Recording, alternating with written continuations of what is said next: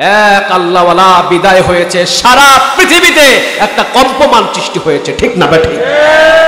কোনোদিন রক্তের কোনো কানেকশন নাই তার সাথে আমাদের। অনেক আছে দেখেও নাই চেহারা তার কোনোদিন বাস্তবে, দেখেছে হয়তো মিডিয়া জগতে, আর শুধু শুনেছে 12 বছর 13 বছর ধরে অমুক একজন আল্লামা ছিলেন, ওই আল্লামা কোরআনের ময়দানে কথা বলতেন, আর অসংখ্য মানুষগুলো এসে হাতে হাত রেখে কালেমা পড়ে মুসলমান হয়ে যেত। শুনেছে, বাস্তবে দেখে নাই।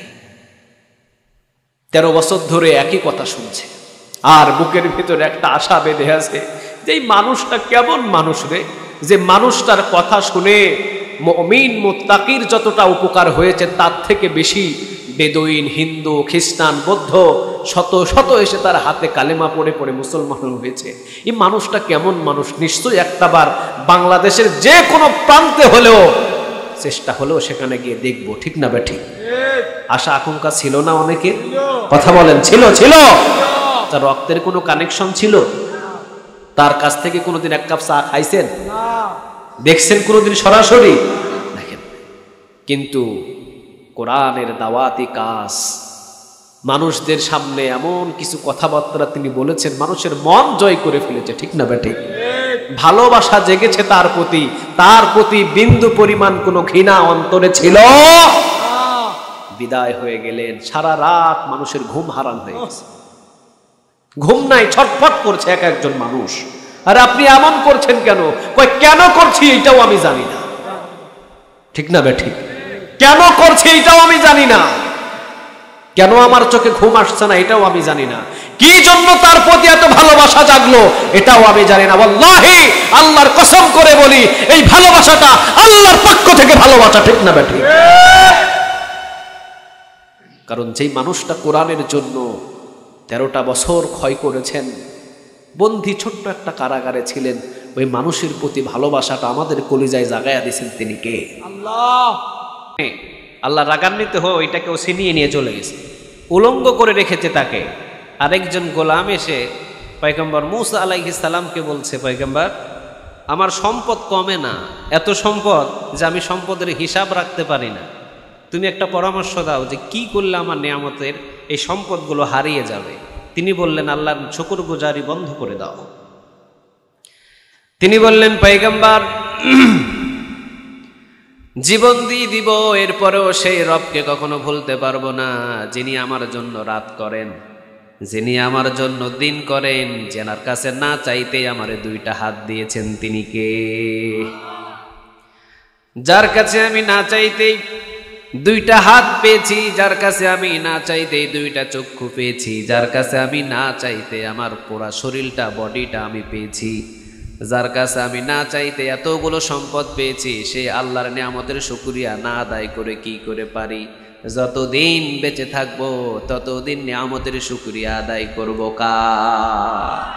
তাহলে আল্লাহর যদি নিয়ামতের শুকরিয়াই আদায় করো, তাহলে মনে রেখো যে তোমার সম্পদ কমবে না, বরং দিন দিন তোমার সম্পদটাকে বাড়িয়ে দিবেন তিনি কে? এই জন্য আমরা যে অবস্থায় আছি সে অবস্থা থেকেই খুশি মনে শুকরিয়া আদায় করব কার? সবাই বলেন কার? কারো ছেলে নাই, মনে কষ্ট নেওয়া যাবে? কারো মেয়ে নাই, মনে কষ্ট নেওয়া যাবে? পাশের বাড়ির ভাই ও গাড়ি কিনেছে, বাড়ি করেছে, টাকা পয়সার অভাব নাই, কিন্তু আমার কিছু নেই, মনে কষ্ট নেওয়া যাবে না। বরং তিরমিজির বর্ণনাতে এসেছে, ধনীদের চাইতে গরিবদেরকে জান্নাতে বেশি ঢুকাবেন তিনি কে? সুবহানাল্লাহ বলবেন না? কিয়ামতের ময়দানে কিছু মানুষ হিসাব ছাড়াই ওরা জান্নাতের দিকে ঢোকা শুরু করবে। সুবহানাল্লাহ বাড়িতে গিয়ে বললেন, আচ্ছা মাহফিলে কি ধনী মানুষ বেশি আসে না গরিব মানুষ? কথা বলেন, ধনী না বেশি, গরিব বেশি? ধনী মানুষগুলো মাহফিলে এরা আসতে চায় না, জানেন এটা? ওরা মাহফিলে আসলে যদি ওই দলীয় হয়ে যায়, ওরা মাহফিলে আসলে যদি চেয়ার হারায় ফেলে, ওরা মাহফিলে আসলে যদি দল থেকে বহিষ্কার করে দেয়, কারণ পৃথিবীর ভিতরে আল্লাহওয়ালারা দুনিয়া থেকে বিদায় হয়ে গেলেও যদি ইন্নানিল্লাহ লেখে পদ হারিয়ে যায়, ঠিক না বেটে? এই পদের কি কোনো দরকার আছে? আরে আমার কিতাব কোরআন, আমি কোরআন পড়বো, কোরআন থেকে কথা বলবো, আমি কোরআন মানবো। কোরআন আমাকে বলছে কেউ যদি দুনিয়া থেকে বিদায় হয়ে যায় ইন্নালিল্লাহ পড়ো, আর ইন্নালিল্লাহ পড়লে যদি দলের পদ হারিয়ে যায়, এই দল থেকে আমাকে বহিষ্কার হওয়ার আগেই দরকার ছিল, ঠিক না বেটে? তো এই জন্য ধনী মানুষ কোরআনের মাহফিলে কম আসে, আসে কোন মানুষগুলো বলেন? ইসলামের জন্য সবচেয়ে গরিব মানুষগুলো বেশি জীবন দিয়েছে, ঠিক না বে ঠিক? পৃথিবীতে ইতিহাস সাক্ষী আছে, গরিব মানুষগুলো কোরআনের জন্য বেশি রক্ত খরচ করেছে। কথা কন না কেন? আমরা ধনী নাকি গরিব? কথা বলেন, ধনী নাকি গরিব? আল্লাহর কাছে আমরা সবাই গরিব, ঠিক না বে ঠিক? আল্লাহর কাছে আমরা সবাই কি? আমাদের রাসূল কি ছিলেন? রাসূল তিরমিজির বর্ণনা একটা দোয়া করতেন, আল্লাহুম্মা আহইনি মিসকিনাও ওয়া আমিতনি মিসকিনাও ওয়াহশুরনি ফি জুমরাতিল মাসাকিন। সুবহানাল্লাহ বলবেন না? আল্লাহ সারা জীবন আপনি আমাকে মিসকিন রাখিয়েন, আল্লাহ মৃত্যু পর্যন্ত মৃত্যুটা আমাকে মিসকিন অবস্থায় দিয়েন, আর কিয়ামতের ময়দানে আল্লাহ আমাকে মিসকিনদের কাতারে উঠায়া দিয়েন। পারবেন এই দোয়া করতে? পারবেন? সবাই দোয়া করে, আল্লাহ আমারে বাড়ি দাও, আমারে গাড়ি দাও, আমারে টাকা দাও, আমাকে পয়সা দাও, আমাকে সম্পদ দিয়ে ভরপুর করে দাও। আরে বেশি সম্পদ হলে কাকে ভুলে যায়? আরো জোরে বলেন। যত বেশি সম্পদ হবে তত বেশি আল্লাহ থেকে দূরে সরে যাবেন। এই জন্য উসমান রাদিয়াল্লাহু তাআলা আনহু তিনি আল্লাহর কাছে দোয়া করতেন, আল্লাহ আপনি তো আমাকে সম্পদ দেন, তবে আমি আপনার কাছে চাই যে এই সম্পদ যদি আপনার কাছ থেকে আমাকে দূরে সরায় দেয়, সেকেন্ডের ভিতরে এই সম্পদ আপনি নিয়ে চলে যান। সুবহানাল্লাহ বলেন।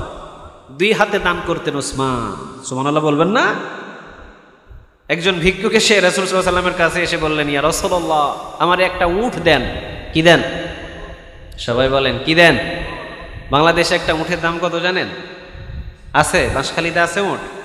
চট্টগ্রাম শহরে একটা, পুরা চট্টগ্রাম বিভাগে একটা, মনে হয় নাই। পুরা বাংলাদেশে যদি উট কয়েকটা খুঁজে পাওয়া যায়, সেই উটের দাম আছে লক্ষ লক্ষ টাকা, ঠিক না বে ঠিক? তাও মরা উট, যেমন শরীরের ভিতরে যেমন গোশত নেই, অথচ রাসূলের দরবারে গিয়ে বলছে, ইয়া রাসূলুল্লাহ আপনি আমাকে একটা লাল উট দিবেন। কোন উট? সবাই বলেন কোন উট? লাল উট, যেই উটের দাম সবচাইতে মদিনায় বেশি, ওই উট আপনি আমাকে দান করবেন। রাসূল বললেন, যাও উসমানের কাছে চলে যাও, আমার জামাতা উসমান রাদিয়াল্লাহু তাআলা আনহুকে গিয়ে বলো যে আমি রাসূল সাল্লাল্লাহু আলাইহি ওয়াসাল্লাম তোমাকে পাঠিয়েছি, আমার জামাতা উসমান রাদিয়াল্লাহু তাআলা আনহুর কাছে গেলে তোমাকে লাল উট দান করে দিবেন। কারণ ওসমান দান করে একজনকে খুশি করার জন্য। চিৎকার দিয়ে বলেন তিনি কে? আচ্ছা আমরা কাকে খুশি করার জন্য দান করি? সবাই বলেন কাকে? আল্লাহকে। আল্লাহকে খুশি করার জন্য দান করবেন, কারণ দান যত বেশি করবেন বিপদ আপদ তত দূর হয়ে যাবে। দান যত বেশি করবেন কবরের বিপদগুলোকেও আসান করে দিবেন তিনি কে? সুবহানাল্লাহ বলবেন না? ওসমান রাদিয়াল্লাহু তাআলা আনহুর বাড়িতে গিয়ে ওসমান রাদিয়াল্লাহু তাআলা আনহুকে দেখলেন, বাড়িতে নাই, চলে গেলেন। ওসমান রাদিয়াল্লাহু তাআলা আনহু রাষ্ট্রীয় খাজানায় কাজ করছেন, গিয়ে দেখেন বাতাসে যেই তুলাগুলো উড়ে নিয়ে চলে যায়, ওই তুলাগুলো তিনি ধরে ধরে আবার বস্তায় ভরে। এমন গরিব মানুষ আমাদের এলাকায় একটাও নাই, ঠিক না বে ঠিক? আচ্ছা তুলা যদি উড়ে যায়, ওই তুলা আবার ধরে ধরে বস্তায় ভরে, আছে নাকি এমন ভিক্ষু? কথা কন না কেন? আছে? যে মানুষ তুলা বাতাসে উড়ে, তুলা বাতাসে ওড়ার পর ওই তুলা আবার ধরে ধরে বস্তার ভিতরে ঢোকায়, ওই মানুষ আমাকে উট দান করবে, শয়তানেও বিশ্বাস করবে না। চলে গেলেন রাসূলের দরবারে গিয়ে বললেন, ইয়া রাসূলুল্লাহ যে বাতাসে তুলাই উঠতে দেয় না, সে কিভাবে আমাকে একটা উট দান করবে? রাসূল বললেন, তুমি আমার জামাতাকে চিনো নাই, শুধু মুখ দিয়ে বাহির হতে দেরি হবে, দিতে তোমাকে দেরি করবে না। আরে চাও না কেন তুমি? চাও, যাও। দ্বিতীয়বার আবার গেলেন ওসমান রাদিয়াল্লাহু তাআলা আনহুর কাছে। দ্বিতীয়বার যখন আবার এসেছেন, দেখছেন ওসমান রাদিয়াল্লাহু তাআলা আনহু তিনি পিঁপড়াগুলো, যে ছোট ছোট চালের কুটিগুলো নিয়ে যায়, এক একটা পিঁপড়াকে থাপ্পড় দিয়ে সব চালগুলো নিয়ে নেই। আছে এমন লোক? কথা কন না কেন? আছে? কথা কি বুঝতেছেন আমার? আচ্ছা আমাদের ঘর থেকে পিঁপড়া চিনি নিয়ে যায় না? কথা বলেন, যায়? আচ্ছা চিনির মুখ থেকে কে, পিঁপড়ার মুখ থেকে কে চিনি কেড়ে নিছেন? আচ্ছা এরকম বাঁশখালীতে একটা লোক। আরে কয়টাই বা চিনি নিয়ে যাবে? নিয়ে যাক না, 1 কেজি চিনি আনছি, যদি 100 গ্রাম নিয়ে যায় এটাতে কোনো অসুবিধা নেই। ওসমান রাদিয়াল্লাহু তাআলা আনহু তিনি চালের বস্তার ভিতর থেকে যতগুলো পিঁপড়া চাল নিয়ে যায়, সব পিঁপড়াদের কাছ থেকে থাপ্পড় দিয়ে খুঁটে খুঁটে সমস্ত চালগুলো আবার চালের বস্তায় রেখে দেয়। উট নিতে আসা যেই সাহাবী এসেছিলেন ওসমান রাদিয়াল্লাহু তাআলা আনহুর কাছে, তিনি এসে দেখলেন সর্বনাশ, যে পিঁপড়াকে চাল খেতে দেয় না সেই লোকটা জীবনে কোনোদিন আমাকে একটা উট দান করবে। চলে গেলেন রাসূলের দরবারে। রাসূলের দরবারে গিয়ে বললেন, ইয়া রাসূলুল্লাহ সাল্লাল্লাহু আলাইহি ওয়াসাল্লাম, কার দরবারে আপনি আমাকে পাঠিয়েছেন যে একটা পিঁপড়াকে ছোট্ট একটা চাল খেতে দেয় না, ওই মানুষটা আমাকে 1000 টাকা দামের উট কিভাবে দান করবে? রাসূল বললেন, তুমি যাও আর আমার ওসমানের কাছে জিজ্ঞাসা করো। জিজ্ঞাসা করতে দেরি হবে, চাইতে দেরি হবে, ওয়াল্লাহি আল্লাহর কসম আমার ওসমান দিতে দেরি করবে না। সুবহানাল্লাহ। চলে এসেছেন তিনি আবার তৃতীয়বার। এসে দেখেন ওসমান রাদিয়াল্লাহু তাআলা আনহু দক্ষিণ মুখ অথবা উত্তর মুখ হয়ে দাঁড়ানো। পিছন থেকে সালাম দিলেন। ওসমান রাদিয়াল্লাহু তাআলা আনহুর হাতে হাতে মুসাফা করার পর বললেন, রাসূল সাল্লাল্লাহু আলাইহি ওয়াসাল্লাম আমাকে পাঠিয়েছেন। ওসমান রাদিয়াল্লাহু তাআলা আনহু তিনি বললেন, কেন পাঠিয়েছেন বলো ভাই? বললেন, একটা লাল উট আপনি আমাকে দান করবেন। হাত ধরে নিয়ে গেলেন উটের পালের ভিতরে। সুবহানাল্লাহ নাই? কোথায় নিয়ে গেলেন? যেখানে শত শত উট ওসমান রাদিয়াল্লাহু তাআলা আনহুর মরুভূমিতে থাকে, নিয়ে গেলেন সেখানে। নিয়ে যাওয়ার পর বললেন, দেখো তো কতগুলো উট আছে এই জায়গায়, যতগুলো উট এখানে আছে এখান থেকে তোমার যদি পছন্দ হয় নিয়ে যাও এখান থেকে একটা উট। তিনি বললেন, এই ছোট সাইজের উট আমি নেব না, আমি নেব একটু বড় সাইজের উট। ওসমান রাদিয়াল্লাহু তাআলা আনহু বললেন, ঠিক আছে, একটু দেরি করো। ইয়ামেন শহরে ব্যবসায়ের জন্য আমার বড় বড় উট পাঠানো হয়েছে, 10 থেকে 15টা উট। ওই জায়গা থেকে যখন বড় বড় উট আসবে একটু দেরি করো, সেখান থেকে বড় উট তুমি বাছাই করে নিয়ে যেও। একটু পর বিকেল যখন ঘনিয়ে এলো, ইয়ামেন শহর থেকে উট 15 থেকে 18টা উট চলে এসেছে ওসমান রাদিয়াল্লাহু তাআলা আনহুর বাড়ির সামনে। এবার সামনের উটটা ছিল একটু মোটা তাজা, অনেক বড়। তিনি ভিক্ষুক বললেন, ওসমান সামনের উটটাই আপনি আমাকে দান করেন। ওসমান বললেন, চেয়েছো সামনেরটা, সামনেরটাই নিয়ে যাও, অসুবিধা নাই, যেইটা তোমার পছন্দ সেটাই নিয়ে যাও। সুবহানাল্লাহ নাই? কারণ ওসমান রাদিয়াল্লাহু তাআলা আনহুর সম্পদ, অসংখ্য সম্পদের মালিক ঠিক, তবে ওসমান রাদিয়াল্লাহু তাআলা আনহুর সম্পদের মালিক বেশি হওয়াতেও ভুলেন না একজনকে, তিনি কে? আরো জোরে বলেন।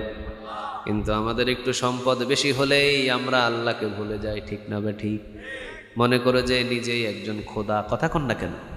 ফেরাউন, নমরুদ যখন সম্পদের মালিক হয়েছে আল্লাহকে ভুলে গিয়েছে, ঠিক না বে ঠিক? নিজে খোদা দাবি করেছে। এখনো পৃথিবীর ভিতরে কিছু মানুষ আছে যারা হাজার হাজার কোটি কোটি টাকার সম্পদের মালিক হওয়ার পর মৃত্যু যে হবে এই কথাটাও ভুলে যায়, ঠিক না বে ঠিক? যদি না ভুলতো তাহলে নির্মম ভাবে মাজলুমের উপরে এত বড় অত্যাচার কেউ করতে পারত? মৃত্যুর কথা তাদের স্মরণ নাই যে আমাকে মরতে হবে। যদি এতটুকু স্মরণ থাকতো, নিরপরাধ মাজলুমের উপরে কখনো আক্রমণ করতে পারতো না, ঠিক না বেটা? মৃত্যুটাই ভুলে গেছে, যে মারা যাবে এটাই ভুলে গেছে। ফেরাউন তো এটা স্মরণ ছিল না তার, সে যে মারা যাবে সেটা কল্পনাও করতো না। নমরুদ অসংখ্য সম্পদের মালিক ছিলেন, ভুলে গেলেন তিনি আল্লাহ রাব্বুল আলামিনকে 1000 বার দাওয়াত দেওয়া হয়েছে, কিন্তু সম্পদের বড়ায় তিনি আল্লাহকে ভুলে গিয়েছেন, ঠিক না বে ঠিক? কিন্তু ওসমান রাদিয়াল্লাহু তাআলা আনহু কখনো নমরুদ এবং ফেরাউনের মতো কখনো হন নাই। কথা কন না কেন? ওসমান রাদিয়াল্লাহু তাআলা আনহু বললেন, সামনের উট নিয়ে যাও, কোনো অসুবিধা নাই। সামনের উট ধরে ভিক্ষুক যখন টান দিয়েছেন, উটের একটা পরিস্থিতি হলো, সামনেরটা যেদিকে যায় পিছনেরটাও সেই দিকে যায়, ঠিক না বে ঠিক? সামনের উট ধরে যখন টান দিয়েছেন, পিছনের দিকে 14-15টা উট ছিল, সবগুলো একই লাইনে যাওয়া শুরু করেছে। সাথী ভাইয়েরা বলছেন, ওসমান দিয়েছেন একটা, চলে যাচ্ছে প্রায় 10-15টা। ওসমান রাদিয়াল্লাহু তাআলা আনহু তিনি বললেন, তুমি বাধা দিও না, সে যদি বাকিগুলো সব নিয়ে যেতে চায় সবগুলোই তাকে দান করে দিলা। কাকে খুশি করার জন্য দান করতেন? আরো জোরে বলেন। সম্পদ বেশি ছিলেন কিন্তু একজনকে ভোলেন নাই, তিনি কে? এই জন্য রাসূল সাল্লাল্লাহু আলাইহি ওয়াসাল্লাম বলতেন, আল্লাহুম্মা আহইনি মিসকিনা, ও আল্লাহ সারা জীবন আপনি আমাকে মিসকিন অবস্থায় রাখেন। সারা জীবন রাসূল মিসকিন অবস্থায় কাটিয়েছেন। আম্মা জান আয়েশা রাদিয়াল্লাহু তাআলা আনহা তিনি বলতেন, আমাদের শুধু পানি আর খেজুর ছাড়া কোনো দ্বিতীয়ত কোনো খাবার ঘরের ভিতরে ছিল। পানি আর খেজুর দিয়ে বছরের পর বছর, মাসের পর মাস আমরা কাটিয়ে দিয়েছি। মাসের পর মাস আমাদের চুলায় কোনো আগুন ধরে নাই। কে আছে বাঁশখালীতে এমন এক সপ্তাহ চুলায় আগুন ধরে নাই? কে আছে? আছে কেউ? পুরা বাংলাদেশে আছে? নাই। তাহলে আমাদের পরিবারের থেকে রাসূলের পরিবারের অভাব অনটন আরো বেশি ছিল না কম ছিল? কথা বলেন, বেশি না কম? রাসূল দুই হাত তুলে দোয়া করতেন, আল্লাহুম্মা আহইনি মিসকিনা, ও আল্লাহ সারা জীবন আপনি আমাকে মিসকিন অবস্থায় রাখেন। ওয়া আমিতনি মিসকিনা, ও আল্লাহ আমার মৃত্যুটা আপনি মিসকিন অবস্থায় দিন। ওয়াহশুরনি ফি সুমরাতিল মাসাকিন, আল্লাহ কিয়ামতের দিন আপনি আমাকে মিসকিনদের কাতারে উঠায়েন। সুবহানাল্লাহ বলেন। সাহাবীরা প্রশ্ন করলেন, ইয়া রাসূলুল্লাহ কিয়ামতের দিন মিসকিনদের কাতারে আপনি কেন উঠতে চান? রাসূল সাল্লাল্লাহু আলাইহি ওয়াসাল্লাম বললেন, শোনো, কিয়ামতের ময়দানে ধনী মানুষদের চাইতে গরিব মানুষদেরকে 500 বছর আগে জান্নাতে ঢুকায়া দিবেন তিনি কে?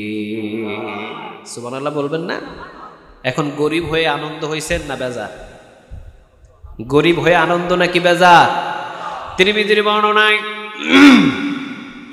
রাসূল সাল্লাল্লাহু আলাইহি ওয়াসাল্লাম বলেন, তিরমিজির বর্ণনায় অসংখ্য গরিব মানুষগুলো সোজা জান্নাতের দিকে রওনা দেবে, সোজা জান্নাতের দিকে রওনা দেবে, জান্নাতের দিকে হাঁটা ধরবে। সামনে ফেরেশতারা দাঁড়িয়ে বলবে, তোমরা যাও কই? তারা বলবে জান্নাতে যাই। ফেরেশতারা বলবে, হিসাব নিকাশ দিয়েছো নাকি? তারা বলবে, কিসের হিসাব রে বেটা, মালই তো পাই নাই। মাল পাইলেই না হিসাব, ঠিক না বে ঠিক? মালই তো পাই নাই। সারা জীবন মানুষের বস্তা টানতে টানতে মাথার চুল নাই।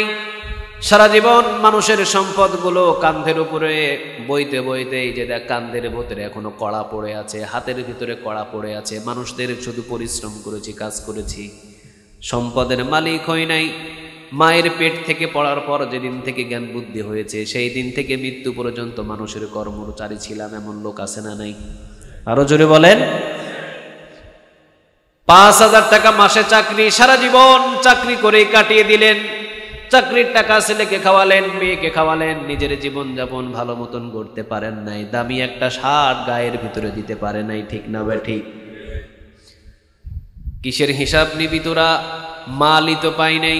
ফেরেশতারা বলবেন, আল্লাহ এই গোলামগুলো নাকি মালই পাই নাই, এরা নাকি হিসাব নিকাশও দিতে রাজি হচ্ছে না। আল্লাহ বলবেন, বিগাইরি হিসাব, বিনা হিসাবে এদেরকে মাফ করে দিলাম।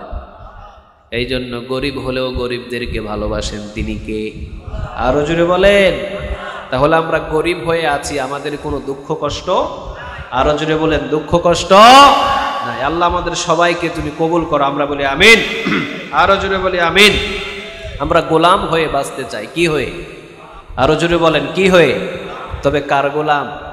ফেরাউনের, নমরুদের, হামানের, কারুনের গোলাম হব কার? আল্লাহর গোলাম হব ইনশাআল্লাহ। রাসূল বলতেন, আল্লাহুম্মা ইন্নী আবদুক, ও আল্লাহ আমি আপনার গোলাম। সুবহানাল্লাহ বলেন। আল্লাহুম্মা ইন্নী আবদুক, আল্লাহ আমি আপনার গোলাম। ওয়াবনু আবদিক, আমার বাবা সেও আপনার গোলাম। ওয়াবনু আমাতিক, আমার মা সেও আপনার গোলাম। নাসিয়াতি বিয়াদিক, আল্লাহ আমার চুলের মুঠি আপনার হাতের মুঠোয়, আপনি যেই দিকে টানবেন আমি মুহাম্মদ সেই দিকেই যাব। সুবহানাল্লাহ বলেন। আচ্ছা বলেন তো, আল্লাহর কাছে যে যত বেশি ছোট হয় তাকে বড় বানায় তিনি কে? আরো জোরে বলেন। ও নবী, আপনি এত ছোট হলেন আমাকে, নবী গো জান, আমি আল্লাহ রাব্বুল আলামিন আপনাকে বিশ্ববাসীর জন্য রহমত বানায়া দিলাম। আপনার পা যেখানে রহমত সেখানে। সুবহানাল্লাহ বলেন। আমার সৃষ্টি জগৎটাই হলো রহমত, আপনার জন্য আমি রহমত বানিয়েছি। আল্লাহু আকবার। রাসূলের কদম যেখানে পড়েছেন রহমত পরিপূর্ণ করে দিয়েছেন তিনি কে? একটা দুধের বাটিতে হাত লাগিয়েছেন, 70 জনের মতো প্রায় সাহাবী ওই বাটির দুধ খেয়ে পুরাতে পারে নাই। সুবহানাল্লাহ। বাড়িতে গিয়ে বললেন, কি রহমত ছিলেন আমার রাসূলের হাত, কি বরকত ছিলেন আমার রাসূলের হাত। যেখানে হাত লাগিয়েছেন ছিল মাটি হয়ে গেছে সোনা, ঠিক না বা ঠিক? সেই রাসূলকে যদি আদর্শ হিসাবে গঠন করেন, রহমত দিয়ে পরিপূর্ণ জীবন করে দিবেন তিনি কে? এই জন্য রাসূল যত বেশি ছোট হয়েছেন, রাসূলকে তত বেশি বড় করেছেন কে? একটা কোরআনে 500 বারেরও বেশি আমার রাসূলের কথা আল্লাহ তুলে ধরেছে। সুবহানাল্লাহ বলেন। কোন নবীর কথা এতবার আসে নাই, কিন্তু কোরআনে 500 বারেরও বেশি আমার রাসূলের কথা কে তুলে ধরেছেন? সম্মান বেশি না কম? আবার আমার রাসূলের পুরাপূর্ণ চরিত্রটাই ছিল 30 পারা কোরআন, ঠিক না বা ঠিক? কোরআনের জন্য রাসূল কিন্তু মার খেয়েছেন। সুবহানাল্লাহ বলবেন না? অনেক বক্তাগুলো আমাদের সমাজের ভিতরে বয়ান করে যে কোরআন থেকে আমার রাসূলই বড়, এমন কথা বলার কোনো প্রয়োজন, বরং কোরআনের জন্য রাসূল মার খেয়েছেন।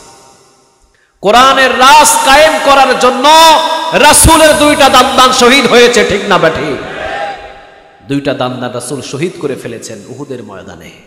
মাথার ভিতরে লোহার রড ঢুকেছে এই কোরআনের রাজ কায়েম করার জন্য, এই কোরআনের আইন প্রতিষ্ঠা করার জন্য। আজকে পৃথিবীর ভিতরে যদি আমার রাসূলের 2টা দান্দার শহীদ হওয়ায় কোরআনের বিরুদ্ধে কথা বলে, ওয়াল্লাহি আল্লাহর কসম জিহ্বাটাকে টেনে ছিঁড়ে ফেলা হবে। কারণ কোরআনের বিরুদ্ধে যদি কেউ কথা বলে, মুমিনদের কলিজায় আর কোনো শান্তি থাকে না। কোরআন, এই কোরআনের জন্যই রাসূলের 2টা দান্দান শহীদ হয়েছে। এই কোরআনের জন্য রাসূল মক্কা ছেড়ে মদিনায় এসেছেন, ঠিক না বা ঠিক? কোরআনের জন্যই খাব্বাব জীবন দিয়েছেন। এই কোরআনের জন্যই অসংখ্য সাহাবীদের জীবন দিতে হয়েছে। এই কোরআনের জন্যই রাসূল ঘর ছেড়েছেন, বাড়ি ছেড়েছেন, সব কিছু ছেড়ে দিয়ে মদিনায় চলে এসেছেন। কিন্তু কিতাবটা জানতে হবে, কিতাবটা কার? আরো জোরে বলেন কার? আজকে সেই কোরআন তেলাওয়াত এবং কোরআনের আলোচনা শোনার জন্য এই যুবকেরা যে আয়োজিত করেছেন, এই মাহফিলটাও ছোট মাহফিল, এটা গ্রহণযোগ্য মাহফিল একজনের কাছে। তিনি কে? গানের কনসার্ট ইচ্ছা করলে ওরা করতে পারতো, ঠিক না বা ঠিক? কিন্তু বুঝতে হবে পৃথিবীর সর্বশ্রেষ্ঠ কিতাব, যে কিতাবের চাইতে দামি আর কোনো কিতাব নাই, সেই কিতাবের মাহফিল এরা করেছে। বুঝতে হবে এই সমাবেশের চাইতে দামি কোনো সমাবেশ আর পৃথিবীতে হতে পারে না, ঠিক না বা ঠিক? সে আয়োজন এরা করেছে। আল্লাহ এই আয়োজনকে তুমি কবুল করো। আরো জোরে বলেন আমিন। এই যুবকদেরকে তুমি মদিনার যুবক হিসাবে কবুল করো, এই যুবকদেরকে তুমি মক্কার যুবক হিসাবে কবুল করো। কিয়ামতের ময়দানে সাহাবীদের পাশে তুমি যুবকদের দাঁড় করায় দাও। আমরা বলি আমিন। এক একটা যুবক কত সুন্দরভাবে আয়োজন করেছে। বৃষ্টি হয়েছিল না? কয়টার সময়? 1টা থেকে 2:30 পর্যন্ত বৃষ্টি হয়েছে। এদের মনটা ভেঙে গিয়েছিল, কিন্তু কত সুন্দর করে আবার জান্নাতের বাগান সাজিয়ে ফেলেছে। আলহামদুলিল্লাহ বলবেন না? রাসূল বলেন, কেউ যদি কোরআন শোনার জন্য রাতের বেলা 1 ঘন্টা ব্যয় করে, 550 রাকাত, 500 রাকাত কবুল হওয়া নফল নামাজের নেক তার আমল নামে আল্লাহ জমা করে দেয়। অন্য বর্ণনা এসেছে রাসূল বলেন, কোরআনের জন্য 1 ঘন্টা কেউ ব্যয় করবে, 60 বছর নফল ইবাদতের নেক আমল নামায় জমা করে দিবেন। তিনি কে? তাহলে এই জায়গার চাইতে দামি কোনো জায়গা আছে এই এলাকায়? রাস্তায় যদি দাঁড়ায় থাকেন এই নেক পাওয়া যাবে? কথা বলেন না, পাওয়া যাবে? বরং কিয়ামতের ময়দানে এই মাহফিলের ওসিলা করে মাফ করতে পারেন তিনি কে? আরো জোরে বলেন। আরেকটা বর্ণনা এসেছে রাসূল সাল্লাল্লাহু আলাইহি ওয়াসাল্লাম বলেন, কেউ যদি কোরআনের মজলিসে বসে, গুনাহ নিয়ে বসে, গুনাহ মুক্ত হয়ে পরিষ্কার হয়ে উঠে চলে যায়। সুবহানাল্লাহ বলবেন না? এই জন্য যুবকেরা সবচেয়ে দামি কিতাবের আলোচনা শোনার জন্য তাফসীরুল কোরআন মাহফিল দিয়েছেন। এর চাইতে দামি কোনো সমাবেশ আর পৃথিবীতে একটাও থাকতে পারে না। যেখানেই কোরআন সেই জায়গাটা দামি করে দেয় তিনি কে? সেই কোরআন থেকে এতক্ষণ পর্যন্ত কথা বলেছেন হযরত মাওলানা জামাল উদ্দিন সাহেব। খুব গুরুত্বপূর্ণ কথা বলেছেন, যদিও আমি চট্টগ্রামের ভাষা একটু কম বলতে বুঝি না, কিন্তু আপনাদেরকে চমৎকারভাবে তিনি বুঝিয়েছেন। আলহামদুলিল্লাহ, অত্যন্ত খুব গুরুত্বপূর্ণ তিনি কথা বলেন। এরপরে আমাকে একটু সুযোগ দেওয়া হয়েছে, যদিও আমি অনেক দূর থেকে এসেছি আপনাদের মাঝে। আপনারা কি চলে যাবেন নাকি কিছু সময় দিবেন? কথা বলেন না, চলে যাবেন নাকি কিছু সময় দিবেন? কোরআনটাই হলো আমাদের শ্রেষ্ঠ কিতাব। কোরআনের চাইতে শ্রেষ্ঠ কিতাব আর পৃথিবীতে একটাও নাই। আমি না, এখানে যদি আরেকজন বসে কোরআন থেকে কথা বলে, তারপরও আমরা এখানে বসে থাকবো, কখনো এখান থেকে ছুটে যাব না, কারণ আমরা কোরআনকে ভালোবাসি, কোনো ব্যক্তিকে নয়। ঠিক না বেঠিক? ব্যক্তি যাই আসুক, কোন কিতাব থেকে কথা বলতে হবে? আরো জোরে বলেন, কোন কিতাব? ব্যাস, যেখানেই কোরআন থেকে আলোচনা হবে, কে কোন ব্যক্তি বলছে ব্যক্তির দিকে তাকানোর দরকার নেই, সেখানেই আমরা জমায়েত হয়ে বসে যাব। খুশি হবেন তিনি কে? আরো জোরে বলেন, তিনি কে? আল্লাহ। তাহলে আমরা কোরআন থেকে আলোচনা শুনবো। আল্লাহ তুমি আমাদের সবাইকে কবুল করো, আমরা বলি আমিন। হ্যাঁ, সিরাতুন নবী সাল্লাল্লাহু আলাইহি সাল্লামের মাহফিল। তাহলে দেখা যায় সিরাতুন নবী সাল্লাল্লাহু আলাইহি সাল্লামের যেহেতু মাহফিল, তাহলে সিরাত থেকে আমাদের কিছু জানা দরকার ইনশাআল্লাহ। হ্যাঁ, বিষয়টা আমি সিরাতুন নবী সাল্লাল্লাহু আলাইহি সাল্লামের উপরে বিষয়টা নির্ধারিত করব। আলোচনা সিরাত থেকেই হবে। রাসূল সাল্লাল্লাহু আলাইহি ওয়াসাল্লামের জীবনীটা কি রকম ছিল, কি মিরাকেল ছিল রাসূলের জীবনী, আমাদের প্রত্যেকের জানার দরকার আছে না নাই? He is the best person in the world, Muhammad সাল্লাল্লাহু আলাইহি ওয়াসাল্লাম। এই কথাটা আমার নয়, এই কথাটা ছিল 1 লক্ষ বিজ্ঞানী, 1 লক্ষ মনীষীর কথা। চিৎকার দিয়ে পড়েন আল্লাহু আকবার। এটা আমি বলিনি, মুসলমান কোনো গুরু বলে নাই, কোনো আলেম বলে নাই।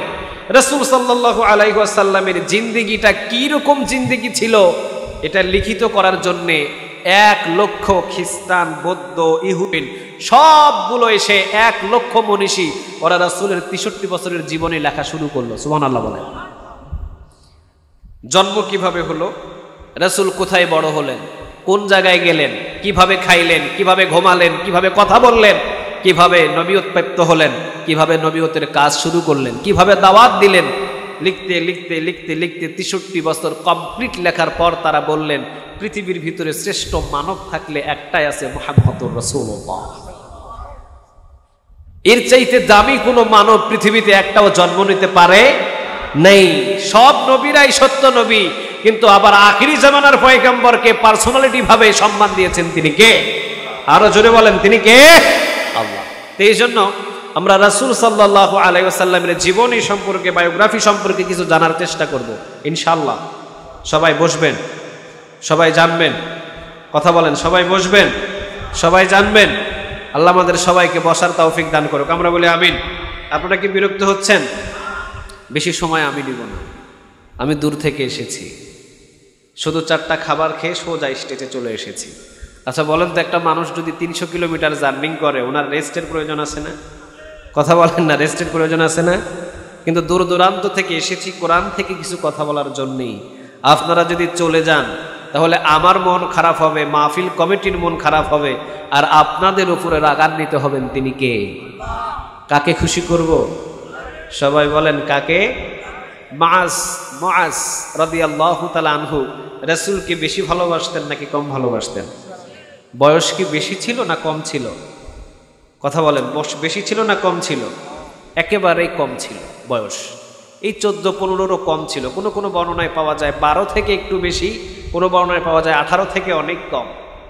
ছোট্ট ছোট্ট সাহাবীর কথা হাদিসের ভিতরে এসেছে।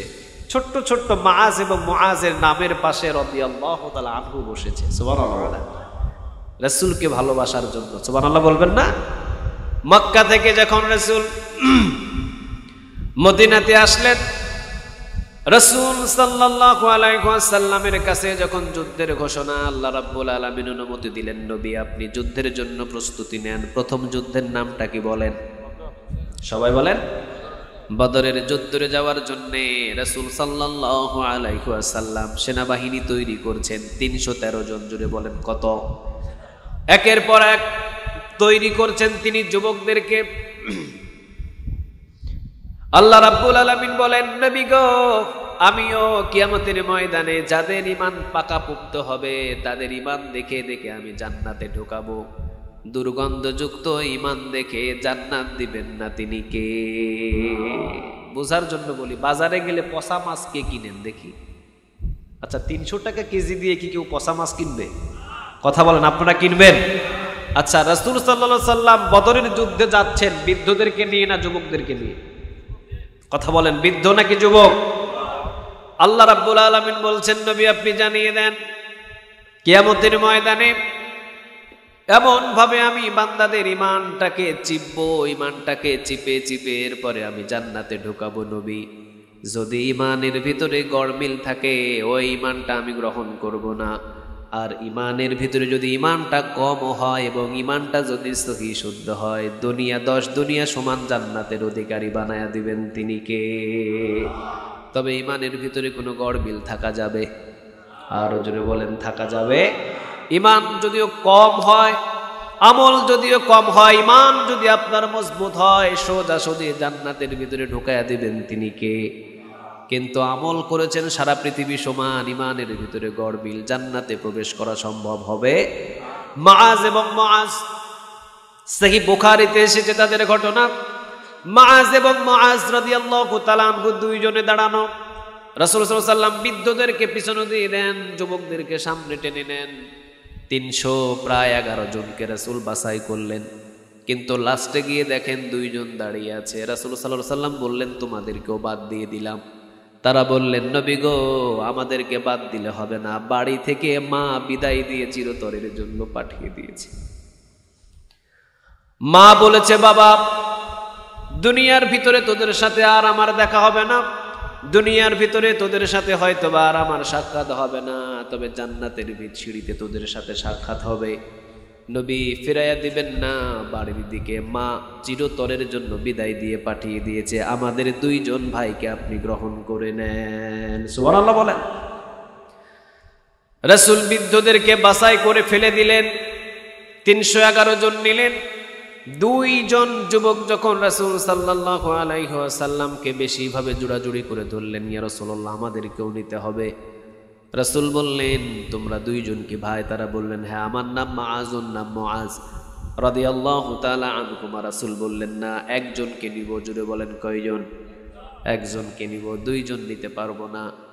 ছোটটা বললেন, নবী আমাকে নেন। বড়টা বললেন, না রাসূল আমি বড়, আমাকে নেন। ছোটটা বললেন, নবী ওইটা শুধু সাইজেই বড় কিন্তু শক্তি আমার বেশি, এইটা শুধু সাইজেই বড়, আমার বড় ভাই শুধু দেখতেই বড়, তবে শক্তির দিক দিয়ে আমি ছোট, আমি হলো বেশি শক্তিশালী। রাসূল বললেন, ঠিক আছে, শক্তি পরীক্ষা করার জন্য দুইজনে একটু লড়াই লাগো দেখি। রাসূল একটু দুইজনকে লড়াই লাগিয়ে দিলেন। স্বাভাবিকভাবে বড় ভাইয়ের শক্তি বেশি হয়, ছোট ভাইয়ের শক্তিটা কম হয়। বড় ভাই ছোট ভাইকে নিচে ফেলে, লাইন কি ডিস্টার্ব হয়েছে?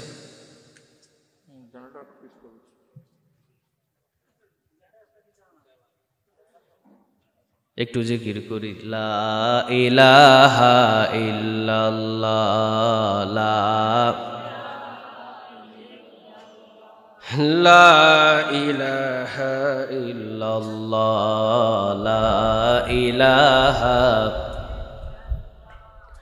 লা ইলাহা ইল্লাল্লাহ, লা ইলাহা, লা ইলাহা ইল্লাল্লাহ, লা ইলাহা, লা ইলাহা ইল্লাল্লাহ, লা ইলাহা, লা ইলাহা ইল্লাল্লাহু মুহাম্মাদুর রাসূলুল্লাহ সাল্লাল্লাহু।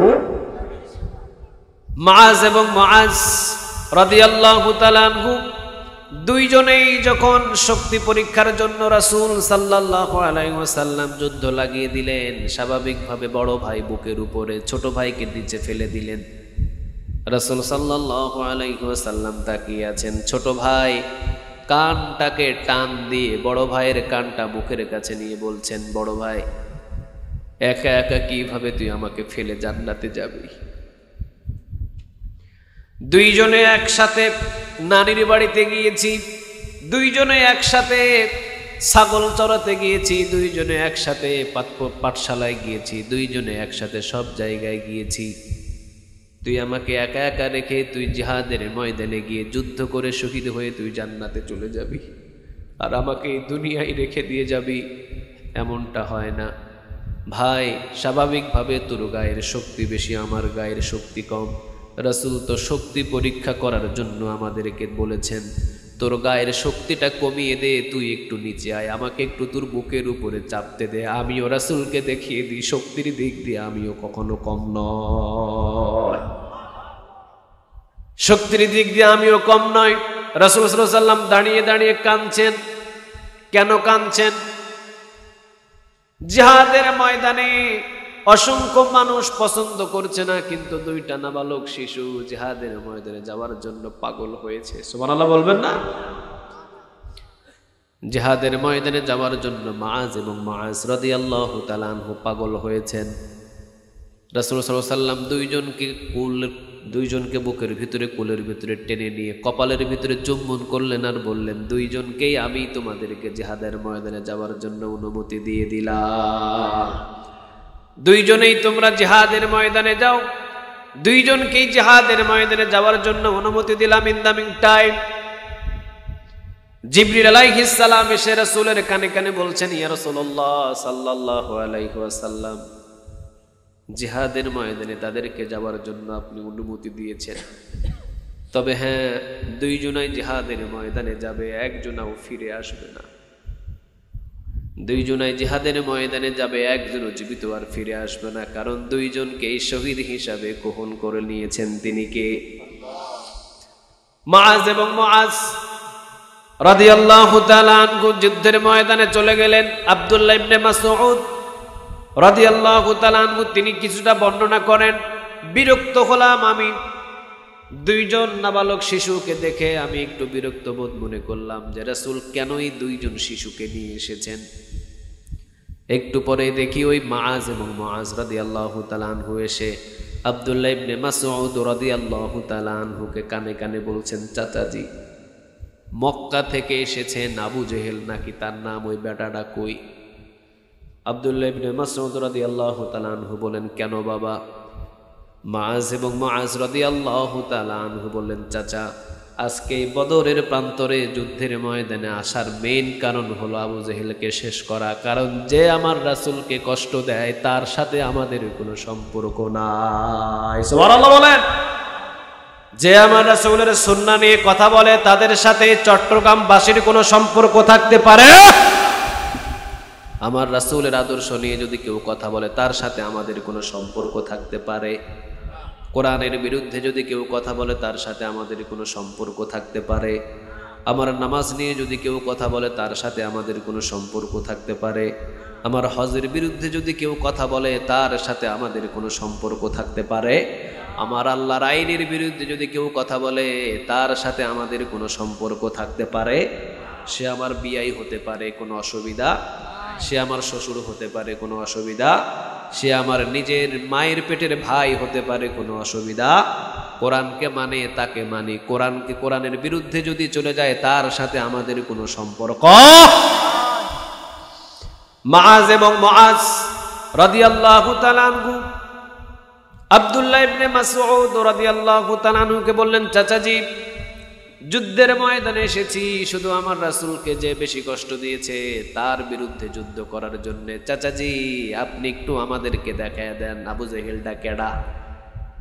এক পলক শুধু আব্দুল্লাহ ইবনে মাসউদ রাদিয়াল্লাহু তাআলা আনহু দেখিয়ে দিলেন, বাবা, ওইটা হলো সিংহের মতো মানুষ দেখা যায় যে ঘোড়ার পিঠের উপরে বসে আছে, ওইটা হলো আবু জেহেল। বলতে দেরি, সিংহ সাবলের মতো দৌড় দিতে দুইটা ভাই দেরি করে নাই। সুবহানাল্লাহ বলেন। মুআজ এবং মুআজ রাদিয়াল্লাহু তাআলা আনহু দুই ভাই মিলে দৌড় দিয়ে চলে গেলেন। দুই ভাই আঘাত করলেন, অসংখ্য কাফেরদেরকে বিদায় করে দিয়ে দুইজনাই শহীদ হয়ে গেলেন। ঘটনা থেকে একটা জিনিস শিক্ষা করলাম, মুআজ এবং মুআজ রাদিয়াল্লাহু তাআলা আনহু যদি রাসূল সাল্লাল্লাহু আলাইহি ওয়াসাল্লামকে কষ্ট দিয়েছে, আবু জেহেলের বিরুদ্ধে যুদ্ধ করে জীবনটা দিয়ে দিতে পারে, আমরা কি আজকে রাসূলের জন্য ভালোবাসায় সারা রাত জাগতে পারি না? কথা বলেন, সারা রাত জাগতে পারি না? আজকের রাতটা আমরা রাসূলের ভালোবাসায় দিয়ে দিলাম ইনশাআল্লাহ। রাসূলের ভালোবাসায় আজকের রাতটা সারা রাত কাটিয়ে দিব ইনশাআল্লাহ। আমাদের সবাইকে তুমি কবুল করো। আরো জোরে বলেন আমিন, আরেকবার জোরে বলেন আমিন। আল্লাহ রাব্বুল আলামিন বলছেন, মুহাম্মাদুন রাসূলুল্লাহি ওয়াল্লাযীনা মাআহু আশিদ্দাউ আলাল কুফফারি রুহামাউ বাইনাহুম। কথাটা কার? আর জোরে বলেন কার? কোরআনের কথা নাকি আমার কথা? আর জোরে বলেন কোরআনের কথা নাকি আমার কথা? কোরআন যেখানে মধু সেখানে, কোরআন যেখানে নাই সেখানে মধু খুঁজে পাওয়া যায়। কোরআন কিতাবটা কার? আরো জোরে বলেন। পৃথিবীতে কোনো কিতাবের বিরোধিতা নাই, একটা কিতাবের বিরোধিতা। কিতাবটা কোন কিতাব? আরো জোরে বলেন। সব কিতাব থেকে কথা বলবেন সহ্য হবে, একটা কিতাব থেকে কথা বললে মুনাফিকের সহ্য হয় না। কিতাবটা কোন কিতাব? সব কিতাব থেকে কথা বলবেন, কোনো অসুবিধা নাই, জেল হবে না, জুলুম হবে না, ফাঁসি হবে না, বরং আপনি জামায় আদরের মতো আদর পাবেন। একটা কিতাব থেকে যখনই আপনি কথা বলবেন তখন আপনার জেলও হতে পারে, আপনার উপরে জুলুমও হতে পারে, আপনাকে ফাঁসির কাস্টে ঝোলা লাগতে পারে। বলেন কিতাবের নামটা কি? আর জোরে বলেন। বোঝা যায় যেই দলে বাধা নাই ওই দল দল নয়, আর যেই দলে বাধা বেশি ওইটাই হকের দল। ঠিক না বে ঠিক? রাসূল সাল্লাল্লাহু আলাইহি ওয়াসাল্লামকে বলেছিলেন, মুহাম্মদ ডান হাতে তোমাকে সম্পদ দেব, বাম হাতে তোমাকে নারী দেব, মক্কার ভিতরে সমস্ত সম্পদের অধিকারী তোমাকে বানিয়ে দেব, তোমার সামনে পিছনে যতগুলো চোখ দিয়ে দেখো সব সম্পদ তোমাকে দেব, নারী দেব, বাড়ি দেব, গাড়ি দেব, এমনকি মক্কার নেতাদের দলের ভিতরে তোমাকে ভর্তি করাবো, তবে তুমি কালেমার দাওয়াতটা বন্ধ করে দাও। রাসূল সাল্লাল্লাহু আলাইহি ওয়াসাল্লাম বললেন, ডান হাতে যদি চাঁদ, বাম হাতে যদি সূর্য দাও, তারপরও এই দাওয়াতি কাজ বন্ধ হবে? আরো জোরে বলেন, বন্ধ হবে?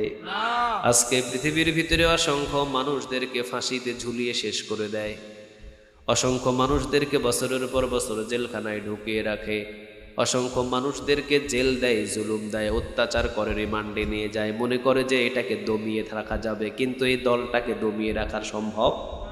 আরো জোরে বলেন, সম্ভব? কারণ কোরআন হলো চারা বীজের মতো, যেখানেই রোপণ করবেন সেখান থেকে বীজ উঠে। ঠিক না বা ঠিক? কোরআনটা কার? আরো জোরে বলেন কার? এটা পৃথিবীর কোনো মানুষের বানানো কিতাব? আরো জোরে বলেন। কোন কিতাব থেকে আমরা কথা শুনতে চাচ্ছি? তাহলে মুহাম্মাদুর রাসূলুল্লাহ, এই কথাটা কোরআনের কথা। ঠিক না বা ঠিক? আমার কথা, আপনাদের কথা, কারো কথা? কথাটা বলেছেন কে? আল্লাহ। আল্লাহ রাব্বুল আলামিন বলছেন, ইন্না নাহনু নাযালনা যিকরা ওয়া ইন্না লাহু লাহাফিজুন। বলেন কথাটা কার? ও নবী, আপনি কখনো টেনশন করবেন না, কখনো চিন্তিত হবেন না। নবী গো, কোরআন নাজিল করেছি আমি আল্লাহর, কোরআন হেফাজতের দায়িত্ব পৃথিবীর কোনো মানুষকে দিই নাই, কোরআনের দলটাকে হেফাজত করার জন্য পৃথিবীর কোনো মানুষকে দিই নাই। এইটা নাজিল করেছেন যিনি, হেফাজতের দায়িত্বটা কার? কে করবেন? আরো জোরে বলেন। ইউরিদুনা লিইউতফিউ নূরাল্লাহি বিআফওয়াহিহিম ওয়াল্লাহু মুতিম্মু নূরিহি ওয়ালাউ কারিহাল কাফিরুন। বলেন কথাটা কার? ও নবী, আপনি দেখবেন জালিমগুলো, বাতিলগুলো, কাফেরগুলো সবাই ফু দিয়ে কোরআনের আলোটাকে নিভিয়ে দেওয়ার জন্য চেষ্টা করবে, পারবে না। তারা চাইবে ফু দিয়ে কোরআনের আলো নিভিয়ে দিতে। নবী যত ফুয়াবে ততই কোরআনের আলোটাকে ছড়িয়ে দিবেন তিনি কে?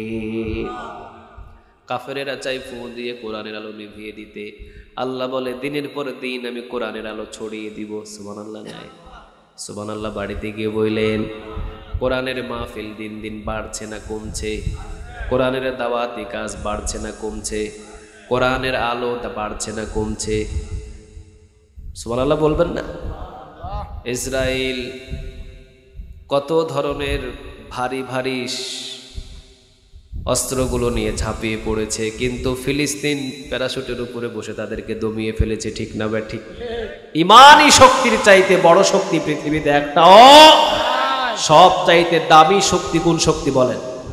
ইমানই শক্তি। কারণ আমরা পৃথিবীর কোন দিকে তাকিয়ে জীবন দিতে চাই না, আমরা এক আল্লাহর দিকে তাকিয়ে আমাদের জীবন দিতে চাই। ঠিক না বা ঠিক? এই শক্তির চাইতে কি আর কোনো শক্তি হতে পারে?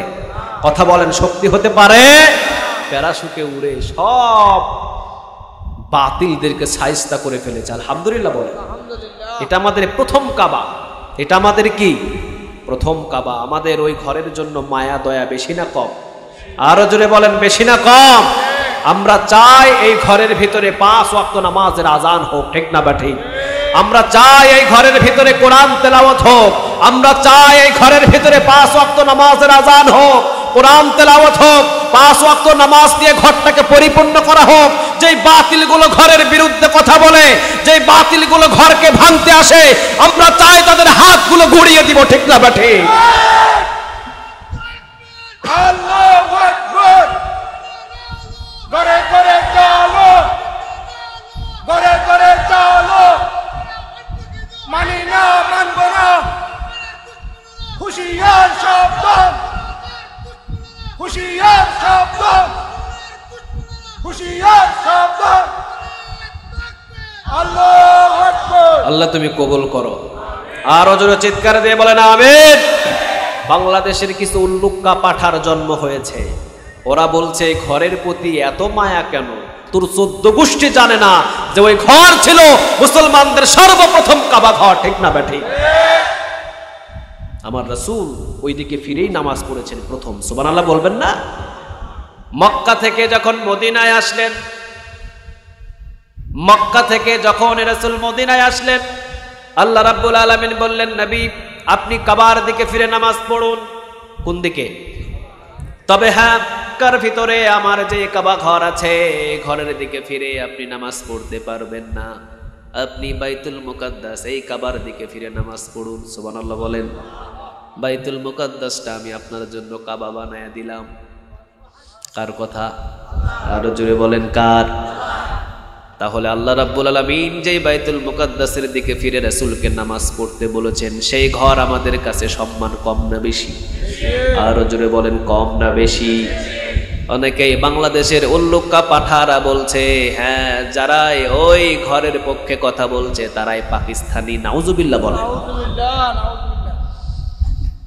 তোরা পাকিস্তানি বল আর তোরা যাই বল, কাবা ঘর আমার, বাইতুল মুকাদ্দাস আমার। বিশ্বের সমস্ত মুমিনদের ঘর কাবা ঘর, বিশ্বের সমস্ত মুমিনদের ঘর বাইতুল মুকাদ্দাসের ঘর। এই ঘর কখনো জালিম এবং তাগুদের হতে পারে না, ঠিক না বেঠি? এটা মুমিনদের ঘর। ওই ঘরের জন্য যদি কলিজার তাজা রক্ত ঢেলে দিতে হয়, আমরা ঢালতে প্রস্তুত আছি, কখনো পিছু পা হব। আল্লাহ রাব্বুল আলামিন বললেন, নবী মক্কা থেকে যখন আপনাকে মক্কাবাসীরা বাকির করে দিয়েছে, আপনি যখন মদিনায় এসেছেন, আপনি এখন বাইতুল মুকাদ্দাসের দিকে ফিরে নামাজ পড়েন। আচ্ছা বলেন তো দেখি, বংশের বাড়ি বা বাপদাদার ঘর ভিটার জন্য দয়া মায়া কম না বেশি? আরো জোরে বলেন, কম না বেশি?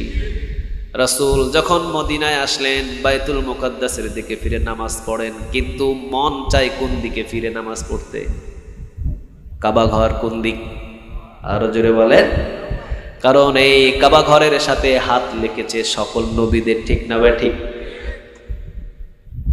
রাসূল সাল্লাল্লাহু আলাইহি ওয়াসাল্লামের মনে চায় কাবা ঘরের দিকে ফিরে নামাজ পড়তে, বাইতুল মুকাদ্দাসের দিকে ফিরে না পড়ি, কাবা ঘরের দিকেই যেন আমি নামাজ পড়ি। এই জন্য রাসূল সাল্লাল্লাহু আলাইহি ওয়াসাল্লাম জোহরের নামাজ শুরু করলেন। কোন নামাজ? আরো জোরে বলেন। জোহরের নামাজ কয় রাকাত বলেন? আরো জোরে বলেন। ফরজ কয় রাকাত? ফরজ কয় রাকাত? 4 রাকাত ফরজ রাসূল শুরু করলেন।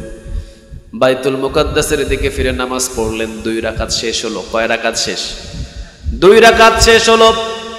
বাইতুল মুকাদ্দাসের দিকে ফিরে রাসূল সাল্লাল্লাহু আলাইহি ওয়াসাল্লাম নামাজ পড়ছেন। আর রাসূল সাল্লাল্লাহু আলাইহি ওয়াসাল্লাম চিন্তা করছেন, যদি এই মুহূর্তে একটা আয়াত আসতো যে আমাকে আর বাইতুল মুকাদ্দাসের দিকে ফিরে নামাজ পড়তে হবে না, এমন যদি একটা আয়াত আসতো যে আমাকে কাবার দিকে ফিরে নামাজ পড়ার আদেশ দেওয়া হচ্ছে, তাহলে আমার পুরা কলিজাটা শীতল হয়ে যেত, আমি শান্তি পেতাম। ইন দ্য মিন টাইম আয়াত নাজিল করে দিয়েছেন তিনি কে? রাসূলের 2 হাত তুলে চাওয়া লাগে না, মনে যা চায় সেটাকেই কবুল করেন তিনি কে? জোহরের 2 রাকাত নামাজ, 2 রাকাতের সময় রাসূল দাঁড়ানো অবস্থায় চিন্তিত 2 রাকাত নামাজের সময় রাসূল একটু চিন্তা করেছেন, এমন যদি আয়াত আসতো বাইতুল মুকাদ্দাসের দিকে ফিরে নামাজ না পড়ে কাবার দিকে ফিরে নামাজ পড়ার যদি এমন আয়াত আল্লাহ রাব্বুল আলামিন আমাকে পাঠিয়ে দিতেন, তাহলে মনটা শান্ত হয়ে যেত। সাথে সাথে আয়াত কে পাঠালেন?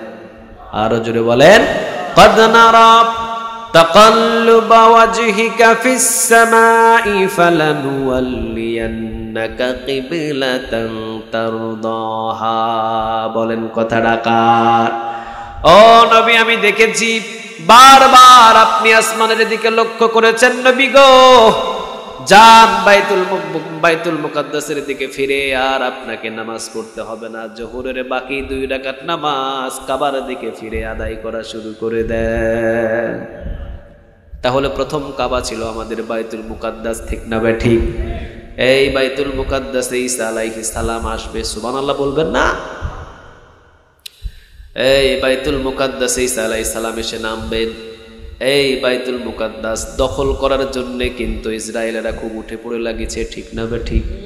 কিন্তু বেশি চিন্তা নাই, আল্লাহ রাব্বুল আলামিন যা ঘোষণা দিয়েছেন সেটাই হবে। যতই বাধা দাও, যতই রক্ত ঝরাও, কারণ জয় বিজয় হয় সব মুমিনদের, ঠিক না ঠিক? মুমিনদের সাথে আছে কে? আরো জোরে বলেন, আছে কে? এই জন্য কাবার বিরুদ্ধে যদি কেউ কথা বলে, আমার হজের বিরুদ্ধে যদি কেউ কথা বলে, আমার নামাজের বিরুদ্ধে যদি কেউ কথা বলে, কোরআনের বিরুদ্ধে যদি কেউ কথা বলে, আল্লাহর বিরুদ্ধে যদি কেউ কথা বলে, তাহলে কখনো মুমিন সহ্য করতে পারে? কারণ আমরা হলাম মুমিন হতে চাই, আমরা মুত্তাকি হতে চাই। কাকে ভালোবেসে? আরো জোরে বলেন, কাকে ভালোবেসে? এই জন্য রাসূলের ভালোবাসায় আজকের সারা রাত আমরা কাটিয়ে দিব ইনশাআল্লাহ। তাহলে কোরআনের ভিতরে একটা সূরার নাম হলো সূরা ফাত। আল্লাহ রাব্বুল আলামিন 29 নম্বর আয়াতে বলছেন, মুহাম্মাদুর রাসূলুল্লাহি ওয়াল্লাযীনা মাআহু আশিদ্দাউ আলাল কুফফারি রুহামাউ বাইনাহুম। বলেন কথাটা কার? মুহাম্মাদুর রাসূলুল্লাহ। মুহাম্মদ হলেন কার রাসূল? আরো জোরে বলেন, কোনো সন্দেহ? আরো জোরে বলেন, কোনো সন্দেহ? তিনি এমন রাসূল জীবনে কোনোদিন কোনো মানুষকে কষ্ট দেয় নাই। সুবহানাল্লাহ বলেন। এতিমদের ভালোবাসতেন, কম না বেশি? আরো জোরে বলেন, কম না বেশি? রাসূল বিবিদের কাছে কেমন ছিলেন, ভালো নাকি খারাপ? ভালো নাকি খারাপ? রাসূল সাল্লাল্লাহু আলাইহি ওয়াসাল্লাম একদিন গোসল করছেন। কি করছেন বলেন তো দেখি? গোসল করছেন। আম্মা জানা আয়েশা রাদিয়াল্লাহু তাআলা আনহা তিনি এরকম একটা টি টেবিল নিয়ে রাসূল সাল্লাল্লাহু আলাইহি ওয়াসাল্লামকে গোসল করানোর জন্য রেখে রাসূল সাল্লাল্লাহু আলাইহি ওয়াসাল্লামকে ডাক দিয়েছেন। রাসূল আসলেন। রাসূল ওখানে উঠে বসার সাথে সাথে টি টেবিলের একটা সাইডে যে খোরা আছে, এটাকে কি বলেন আপনারা? খোরা বলেন। এই যে এগুলোকে কি বলেন? পায়া। একটা পায়ার নিচে আম্মা জান আয়েশা রাদিয়াল্লাহু তাআলা আনহার বুড়া আঙ্গুল, পায়ের বুড়া আঙ্গুলটার নিচে ঢুকে আছে, তিনি টের পান নাই। রাসূল বসেছেন, বসার সাথে সাথে পায়ার চাপে, রাসূলের চাপে বুড়া আঙ্গুলটা ফেটে ফেঙ্কি দিয়ে রক্ত পড়ছে। আম্মা জান আয়েশা রাদিয়াল্লাহু তাআলা আনহা তিনি টান দেন নাই। কি ভালোবাসতেন দেখেন রাসূলকে, বিন্দু পরিমাণ উক শব্দটাও করেন নাই, পাটাকে একটু টানও দেন নাই। রাসূল সাল্লাল্লাহু আলাইহি ওয়াসাল্লামের মাথার উপরে যখন আম্মা জান আয়েশা রাদিয়াল্লাহু তাআলা আনহা পানি ঢালছেন, দেখছেন পানির সাথে সাথে রক্ত চলে যায়। রাসূল সাল্লাল্লাহু আলাইহি ওয়াসাল্লাম বললেন, আয়েশা কোথায় থেকে রক্ত প্রবাহিত হচ্ছে একটু দেখো তো দেখি। আয়েশা রাদিয়াল্লাহু তাআলা আনহা বলছেন, ইয়া রাসূলুল্লাহ, আপনি যখন এই টেবিলের উপরে বসেছেন, পায়ার নিচে আমার একটা বুড়া আঙ্গুল ছিল, আমি টের পাই নাই, আপনি বসার সাথে সাথে রক্ত ফিঙ্কি দিয়ে পড়ছে। রাসূল সাল্লাল্লাহু আলাইহি ওয়াসাল্লাম লাফ দিয়ে নামলেন আর বললেন, আয়েশা তুমি আমাকে বলো নাই কেন? বললেই তো আমি নেমে যেতাম। আম্মা জান আয়েশা রাদিয়াল্লাহু তাআলা আনহা তিনি বলছেন, ইয়া রাসূলুল্লাহ, আপনি তো আমার বুড়া আঙ্গুল, পায়ের বুড়া আঙ্গুলের উপরে পাড়া দিয়ে বসেছেন, আপনি যদি আমার বুকের কলিজার উপরেও পাড়া দিয়ে বসতেন, আমার রাসূলকে উঠতে বলার শক্তি আমার ছিল না। এটাই ছিল রাসূলের প্রতি ভালোবাসা। তিনি এমন রাসূল ছিলেন, সাহাবীরাও জীবনের চাইতে আমার রাসূলকে বেশি ভালোবেসেছেন। কারণ আল্লাহ রাব্বুল আলামিন হাদিসের বর্ণনায় বলেছেন, লা ইউমিনু আহাদুকুম হাত্তা আকুনা আহাব্বা ইলাইহি মিন ওয়ালিদিহি ওয়া ওয়ালাদিহি ওয়ান নাসি আজমাইন। কথাটা কার?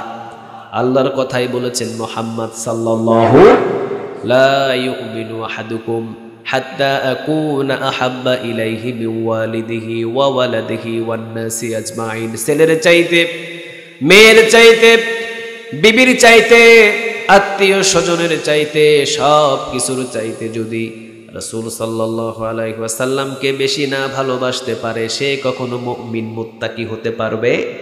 ছেলেদের চাইতেও আমার রাসূলের ভালোবাসা আমাদের কলিজায় বেশি না কম? মেয়েদের চাইতেও আমার রাসূলের ভালোবাসা বেশি না কম? মা বাবার চাইতেও রাসূলের ভালোবাসা বেশি না কম? আমাদের বিবিদের চাইতেও রাসূলের ভালোবাসা বেশি না কম? আমার রাসূলের জন্য যদি জীবন দিতে হয়, সবাই রাজি আছেন তো? লিল্লাহি তাকবীর, লিল্লাহি তাকবীর, লিল্লাহি তাকবীর। আল্লাহ আমাদের সবাইকে তুমি তোমার গোলাম হিসাবে কবুল করো। রাসূলের ভালোবাসা তুমি আমাদের কলিজায় দান করো। আমরা বলি আমিন। রাসূলের প্রতি ভালোবাসা সব থেকে যার বেশি, রাসূল বলছেন সে হবে মুত্তাকি। সুবহানাল্লাহ বলেন। হযরতে তালহা রাদিয়াল্লাহু তাআলা আনহু তিনি উহুদের ময়দানে একজন কাফের এসে রাসূলের সামনে থেকে আঘাত করলেন। বড় একটা পাথর দিয়ে যখন রাসূল সাল্লাল্লাহু আলাইহি ওয়াসাল্লামের সামনে আঘাত করলেন, কপালটা ফেটে গেল, ফিঙ্কি দিয়ে রক্ত পড়ল। কাকে মারছেন? রাসূলকে, মুহাম্মদ সাল্লাল্লাহু। রাসূলের পায়ের নিচের মাটি যদি পেতাম, সেই মাটিটা নিয়ে বুকে মাখতাম, ঠিক না ঠিক? রাসূলের রওজায় যদি একবার হাত লাগাতাম, আমি মনে করতাম আমার জীবনটা সফল হয়ে গেছে। এত বড় একজন রাসূল, মক্কার একজন ইহুদি বড় একটা পাথর দিয়ে রাসূলের মাথায় বাড়ি দিলেন। সামনে থেকে বড় একটা পাথর দিয়ে যখন বাড়ি দিলেন, মাথাটা ফেটে গেল, দুইটা দাঁত নিচে পড়ে গেল ভেঙে। রাসূলের দুইটা দাঁত ভেঙে পড়ে গেলেন মাটিতে। আরেকজন ঢাল দিয়ে বাড়ি দিলেন, লোহার রড রাসূলের মাথার ভিতরে ঢুকে গেছে। দুইটা আঘাতে রাসূল পিছনের দিকে পড়ে গেলেন। এক লোহার রড ঢোকার আঘাত, আরেকটা কপাল ফেটে যাওয়ার আঘাত, পাথরের বাড়িতে দুইটা দাঁত পড়ে যাওয়ার আঘাত। আঘাত হয়েছে কয়টা? তিনটা আঘাতে রাসূল সহ্য করতে পারলেন না, পিছনের দিকে পড়ে গেলেন। সমস্ত কাফেরগুলো বলছে তীর মারো, সবাই তীর মারলেন। হযরতে তালহা রাদিয়াল্লাহু তাআলা আনহু তিনি কোথায় থেকে দৌড় দিয়ে এসে রাসূলকে ছোট্ট বাচ্চার মতো বুকের ভিতরে জড়িয়ে নিয়ে সোজা পাহাড়ের উঁচু কিনারার দিকে দৌড় দিয়েছেন। হযরতে তালহা রাদিয়াল্লাহু তাআলা আনহু যখন রাসূলকে কুলের ভিতরে তুলে নিলেন, সমস্ত কাফেরগুলো দেখলেন যে মুহাম্মদকে নিয়ে চলে যাচ্ছে পাহাড়ের উঁচু স্থানে। সাথে সাথে সবাই তীরন্দাজগুলো সবাই তীর মারা শুরু করলেন। কিন্তু তালহা রাদিয়াল্লাহু তাআলা আনহু রাসূলের প্রতি ভালোবাসা কেমন ছিল, রাসূলের দিকে যেদিকে তীর আসে সেদিকেই তালহার পিঠটা পাতিয়ে দেয়। ডান দিক থেকে তীর আসলে ডান দিকে পিঠ পাতিয়ে দেয়, বাম দিক থেকে যখন তীর আসে রাসূলকে মারার জন্য বাম দিকে তালহার পিঠটা পাতিয়ে দেয়। ডান বাহুতে তীর লাগে, বাম বাহুতে তীর লাগে। রাসূল সাল্লাল্লাহু আলাইহি ওয়াসাল্লাম তালহার কুলের ভিতরে জ্ঞান ফিরে পেলেন। রাসূল সাল্লাল্লাহু আলাইহি ওয়াসাল্লাম তালহার চেহারার দিকে তাকিয়েছে। তালহা রাদিয়াল্লাহু তাআলা রাসূলের চেহারা দেখে মুস্কি মুস্কি হাসছেন। আর যখন তীরগুলো এসে পিঠের ভিতরে লাগছে, ছুপ ছুপ করে আওয়াজ হচ্ছে, রাসূল বুঝতে পারছেন। পাহাড়ের উঁচু কিনারায় উঠে রাসূল বললেন, তালহা তুমি আমাকে রেখে দাও। রাসূলকে রাখার পর রাসূল একটা একটা করে তালহার পিঠের তীরগুলো গুনলেন। একটা দুইটা নয়, ৮২টা তীর তালহার পিঠের ভিতরে লেগেছে। ৮২টা তীর তালহা রাদিয়াল্লাহু তাআলা আনহুর পিঠের ভিতরে লেগেছেন। রাসূল বললেন, এই ময়দান উহুদের ময়দান নয়, এটা ইয়াউমুত তালহা, তালহার ময়দান। কিয়ামত পর্যন্ত এই তালহার এই ঘটনাটুকু কিয়ামত পর্যন্ত আমার উম্মতগুলো শুনবে আর জানবে। রাসূল বললেন, এটা উহুদের ময়দান নয়, এটা ইয়াউমুত তালহা, তালহার ময়দান। খুশি হয়ে গেলেন তিনি। কে? আরো জোরে বলেন। ৮২টা তীর লেগেছিলেন তালহার পিঠে, কিন্তু এতগুলো তীর লাগার পরেও তিনি মরেন নাই। সুবহানাল্লাহ বলেন। কে জীবিত রেখেছিলেন? আরো জোরে বলেন কে? এখন বলেন তালহার ভালোবাসা রাসূলের প্রতি বেশি না কম? আরো জোরে বলেন বেশি না কম? বুখারী মুসলিমের হাদিস, লা ইউমিনু আহাদুকুম হাত্তা আকুনা আহাব্বা ইলাইহি মিন ওয়ালিদিহি ওয়া ওয়ালাদিহি ওয়ান নাসি আজমাইন। সে ততক্ষণ পর্যন্ত মুমিন হতে পারবে না যতক্ষণ পর্যন্ত রাসূলকে জীবনের চাইতে বেশি না ভালোবাসতে পারবে।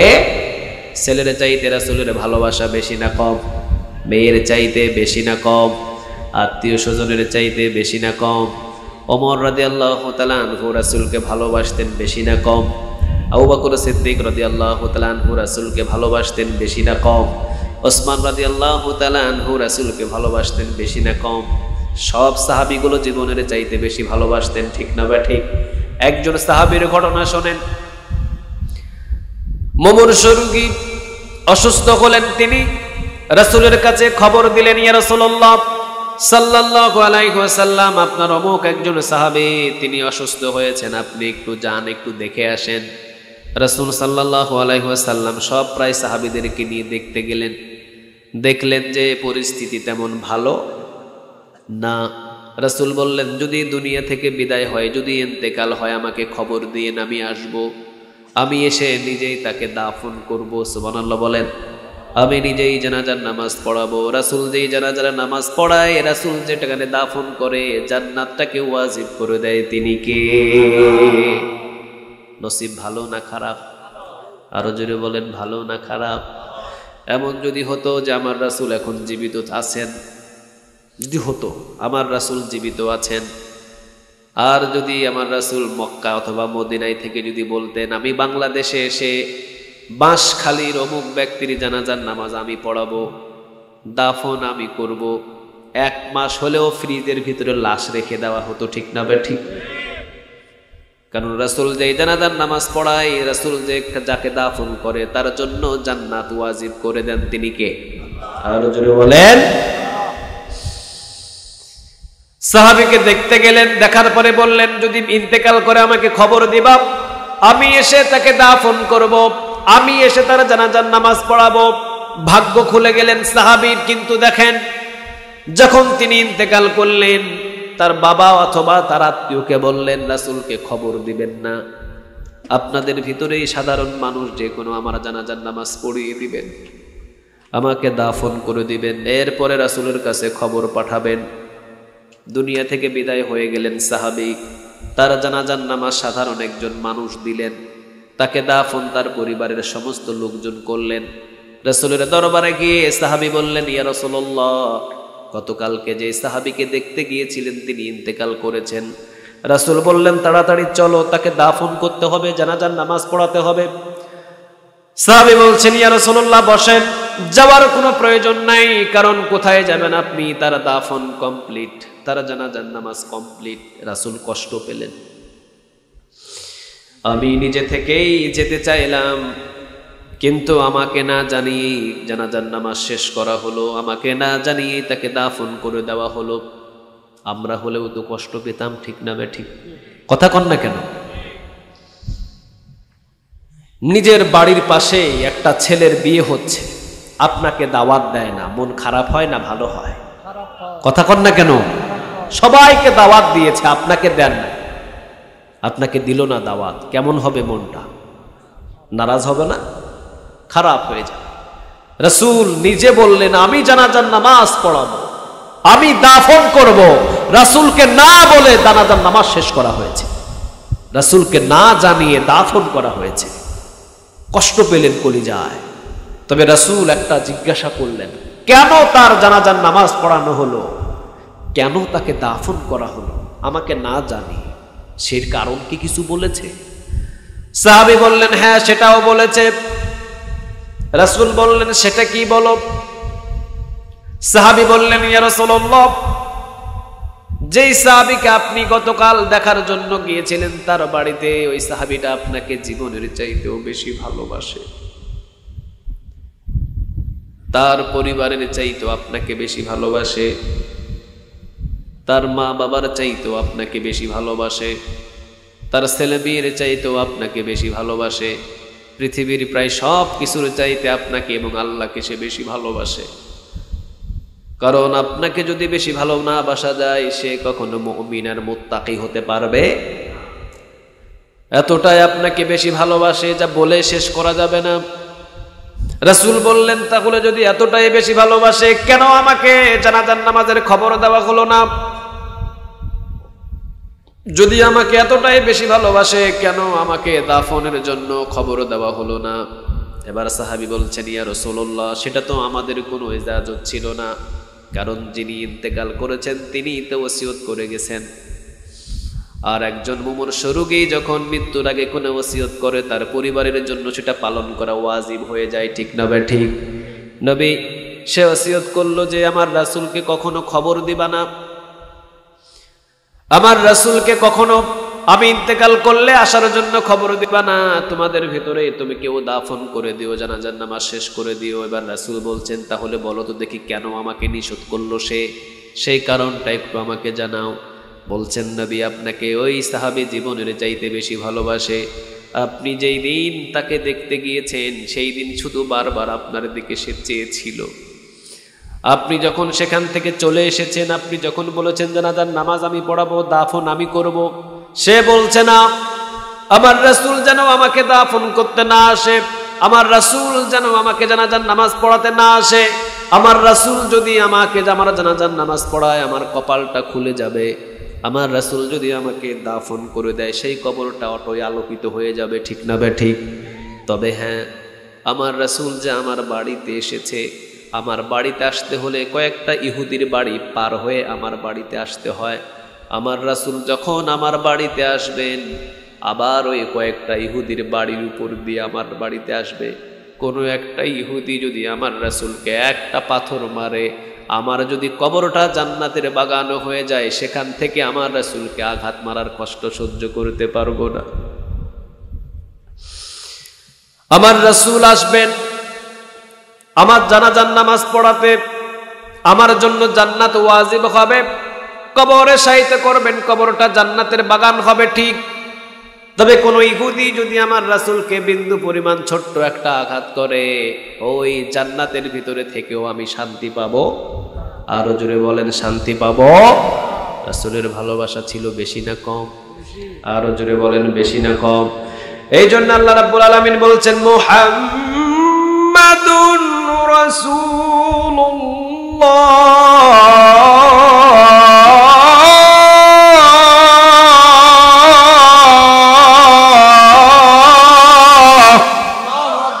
মুহাম্মাদুর রাসূলুল্লাহ। মুহাম্মদ পৃথিবীর কারো রাসূল নয়, মুহাম্মদ একজনের রাসূল। চিৎকার দিয়ে বলেন, তিনি কে? আল্লাহ। 24 ঘন্টা হেফাজত কে করেছেন? আর জোরে বলেন, আল্লাহ। আবু জাহেল যতবার মারতে চেয়েছে ততবার হেফাজত করেছেন, তিনি কে? আল্লাহ। কারণ তিনি রাসূল কার? আর জোরে বলেন, কার? 63 বছরের জিন্দেগি জমিনের ভিতরে করেছেন, অসংখ্যবার তাকে আক্রমণ করা হয়েছে, বিন্দু পরিমাণ তার একটা পশমও নাড়ানো হয় নাই। দুনিয়া থেকে অসংখ্যবার তাকে শেষ করতে বলা হয়েছে, কিন্তু পারে নাই। কার হুকুমে? আরো জোরে বলেন, কার? এই জন্য আল্লাহ রাব্বুল আলামিন বললেন, মুহাম্মাদুর রাসূলুল্লাহ। মুহাম্মদ হলেন আমি আল্লাহর রাসূল। কার রাসূল? আরো জোরে বলেন, কার? তবে আল্লাহ রাব্বুল আলামিন বলছেন, লাকাদ কানা লাকুম ফি রাসূলিল্লাহি উসওয়াতুন হাসানা। রাসূলের ভিতরে উত্তম আদর্শ আমি রেখে দিয়েছি, ওই আদর্শ অনুযায়ী তোমরা মুমিন এবং মুত্তাকি যদি চলাফেরা করতে পারো, জান্নাতের পথে সোজা নিয়ে যাবেন কে? আরো জোরে বলেন, ওয়ামা আরসালনাকা ইল্লা রাহমাতাল লিল আলামিন। বলেন, কথাটা কার? নবী গো, আপনি আমার সৃষ্টি জগতের জন্য রহমত স্বরূপ। সুবহানাল্লাহ বলবেন না? যেখানে রাসূলকে কষ্ট দিয়েছেন, সেখানে রাসূলকে সান্ত্বনা দিয়েছেন, তিনি কে? আরো জোরে বলেন, তিনি কে? রাসূলকে বললেন লেস কাটা। কি বললেন? আরো জোরে বলেন, লেস কাটা। লেস কাটা মানে রাসূলের পুত্র সন্তান হলেই দুনিয়া থেকে বিদায় হয়ে যায়, তাকে কি বলে? লেস কাটা। রাসূলকে বললেন, মুহাম্মদ তুমি তো লেস কাটা কেন? তোমার কোনো পুত্র সন্তান নাই? যতগুলো পুত্র সন্তান জন্ম নেই, একের পর এক দুনিয়া থেকে বিদায় হয়ে যায়, পুত্র সন্তান তোমার জন্য থাকে না, বুঝতে বোঝা গেল তোমার বংশের বাতি জ্বালান। আনতা বিনি'মাতি রাব্বিকা বিমাজনুন, আপনি আমার রবের অর্থাৎ আমার অনুগ্রহে আপনি পাগল নয়। কে বলেছে আপনাকে পাগল? কে বলেছে? ওয়া ইন্নাকা লাআলা খুলুকিন আযীম, বরং আমি সার্টিফিকেট দিলাম আপনি উত্তম চরিত্রের উপরে প্রতিষ্ঠিত। সুবহানাল্লাহ। আপনার চরিত্রর আগা গোড়া গুণে পৃথিবীর কেউ শেষ করতে পারবে? আরো জোরে বলেন, পারবে? ওয়া ইন্নাকা লাআলা খুলুকিন আযীম, আযীম ব্যবহার করলেন, যার আগা গোড়া শেষ করা যাবে না। সুবহানাল্লাহ। ফাসাতুবসিরু ওয়া ইবসিরুন, শীঘ্রই যারা আপনাকে পাগল বলেছে তারাও দেখবে, আপনিও দেখবেন। বিআইয়িকুমুল মাফতুন, আসলে পাগল আপনি নাকি পাগল আবু জেহেল? পাগল আপনি নাকি পাগল আবু লাহাব, নাকি উদবা, নাকি সাইবা, নাকি মুগিরা নবী? শুধুমাত্র মৃত্যুটা বাকি আছে, মৃত্যুর সাথে সাথে পাগলকে দেখায়া দিবেন একজন, তিনি কে? তাহলে রাসূলকে যেখানেই আঘাত করেছেন সেখানেই প্রতিবাদ কে করেছে? আরো জোরে বলেন। তাহলে রাসূলের সম্মান কে বাড়ায়? আরো জোরে বলেন, কে বাড়ায়? এই জন্য আল্লাহ রাব্বুল আলামিন বলছেন মুহাম্মাদুন রাসূলুল্লাহ, মুহাম্মদ হলেন আল্লাহর রাসূল, এই জায়গায় কোনো সন্দেহ। আবার রাসূলের সম্মানটাকে বাড়ানোর জন্য কে আছেন? আমাদের দরকার নাই, কে আছেন? রাসূলের সম্মান বৃদ্ধি করার জন্য একজনই যথেষ্ট, তিনি কে? আল্লাহ রাব্বুল আলামিন রাসূলকে উপাধি দিলেন হাবিবুল্লাহ, একজনকে উপাধি দিয়েছেন, আরেকজনকে দিয়েছেন খলিলুল্লাহ। সুবহানাল্লাহ বলেন। দুইজন নবী বন্ধু কার? আরো জোরে বলেন, কার? ইব্রাহিম আলাইহিস সালামকে উপাধি দিলেন হাবিবুল্লাহ, ইব্রাহিম আলাইহিস সালামকে উপাধি দিলেন খলিলুল্লাহ। খলিল অর্থ বন্ধু, হাবিবুল্লাহ হাবিব অর্থ বন্ধু, একজনের তিনি কে? খলিলুল্লাহ। খলিল অর্থ বন্ধু, হাবিব অর্থ বন্ধু। তবে বন্ধু বন্ধুই পার্থক্য আছে না নাই? আরো জোরে বলেন, আছে না নাই? খলিল অর্থ এমন বন্ধু, মানে খলিল ওই আল্লাহর জন্য সব করবে। সুবহানাল্লাহ বলেন। খলিল অর্থ এমন বন্ধু যে খলিল আল্লাহর জন্য সব করবে। হাবিবুল্লাহ অর্থ এমন বন্ধু যে আল্লাহ হাবিবের জন্য সব করবে। সুবহানাল্লাহ। বাড়িতে গিয়ে বললেন আল্লাহকে খুশি করার জন্য ইব্রাহিম আলাইহিস সালাম নিজের কলিজার সন্তানের গলায় ছুরি চালিয়েছেন, ঠিক না বেঠিক? আল্লাহকে খুশি করার জন্য নিজের ঘর বাড়ি ছেড়েছেন, আল্লাহকে খুশি করার জন্য আগুনের কুণ্ডলিতে ঝাঁপ দিয়েছেন, আল্লাহকে খুশি করার জন্য ইব্রাহিম আলাইহিস সালামের নিজের কলিজার সন্তান এবং বিবিকে এই মক্কার চত্বরে ডেকে গেছেন, ঠিক না বেঠিক? কাকে খুশি করতে? আরো জোরে বলেন, কাকে? আর রাসূল সাল্লাল্লাহু আলাইহি ওয়াসাল্লামকে খুশি করতে আল্লাহ রাব্বুল আলামিন 24 ঘন্টা প্রস্তুত আছেন। সুবহানাল্লাহ বলেন। এই জন্য আল্লাহ রাব্বুল আলামিন বলছেন মুহাম্মাদুর রাসূলুল্লাহ, মুহাম্মদ হলেন আল্লাহর রাসূল। তিনি এমন রাসূল জীবনে কোনোদিন একটা মিথ্যা কথা বলেন নাই। তিনি এমন রাসূল জীবনে কোনোদিন অন্যায় কোনো কাজ করেন নাই। সব সময় মানুষদেরকে ভালোবেসেছেন, সব সময় মানুষদেরকে আদর স্নেহ করেছেন, মানুষদেরকে ভালোবাসা দেখিয়ে দেখিয়ে কালেমা পড়িয়েছেন। সুবহানাল্লাহ বলেন। রাসূল রাতের বেলা একদিন দাঁড়িয়ে আছেন, তিনি বাড়ির দিকে ফিরছেন, দেখছেন একজন বৃদ্ধা মহিলা মাথার উপরে কিছু বোঝা নিয়ে হাঁটছে। হাঁটতে হাঁটতে একটা পড়ে যায়, ওইটা উঠায়, আরেকটা পড়ে যায়, ওইটা উঠায়, আরেকটা পড়ে যায়। রাসূল সামনে গেলেন, বললেন মা আপনি কোথায় যাচ্ছেন? বৃদ্ধা মহিলা বলল বাবা আমি রওনা দিয়েছি এই মক্কা শহরে, আর থাকবো না। মক্কা শহরে নাকি এমন একজন ভণ্ডর আবির্ভাব হয়েছে, এমন একটা ভণ্ড এসেছে, এমন একটা মৃত্যুক এসেছে, সে নাকি সব মানুষদেরকে পাগল বানায় দেয়। নাউজুবিল্লাহ বলে। সে নাকি বাপ দাদার সমস্ত ধর্মগুলোকে ভুলিয়ে তার নিজের ধর্মের দিকে টেনে নিয়ে যায়। রাসূল তো বুঝতে পারলেন কার কথা বলছে। রাসূল বললেন মা তিনি কে?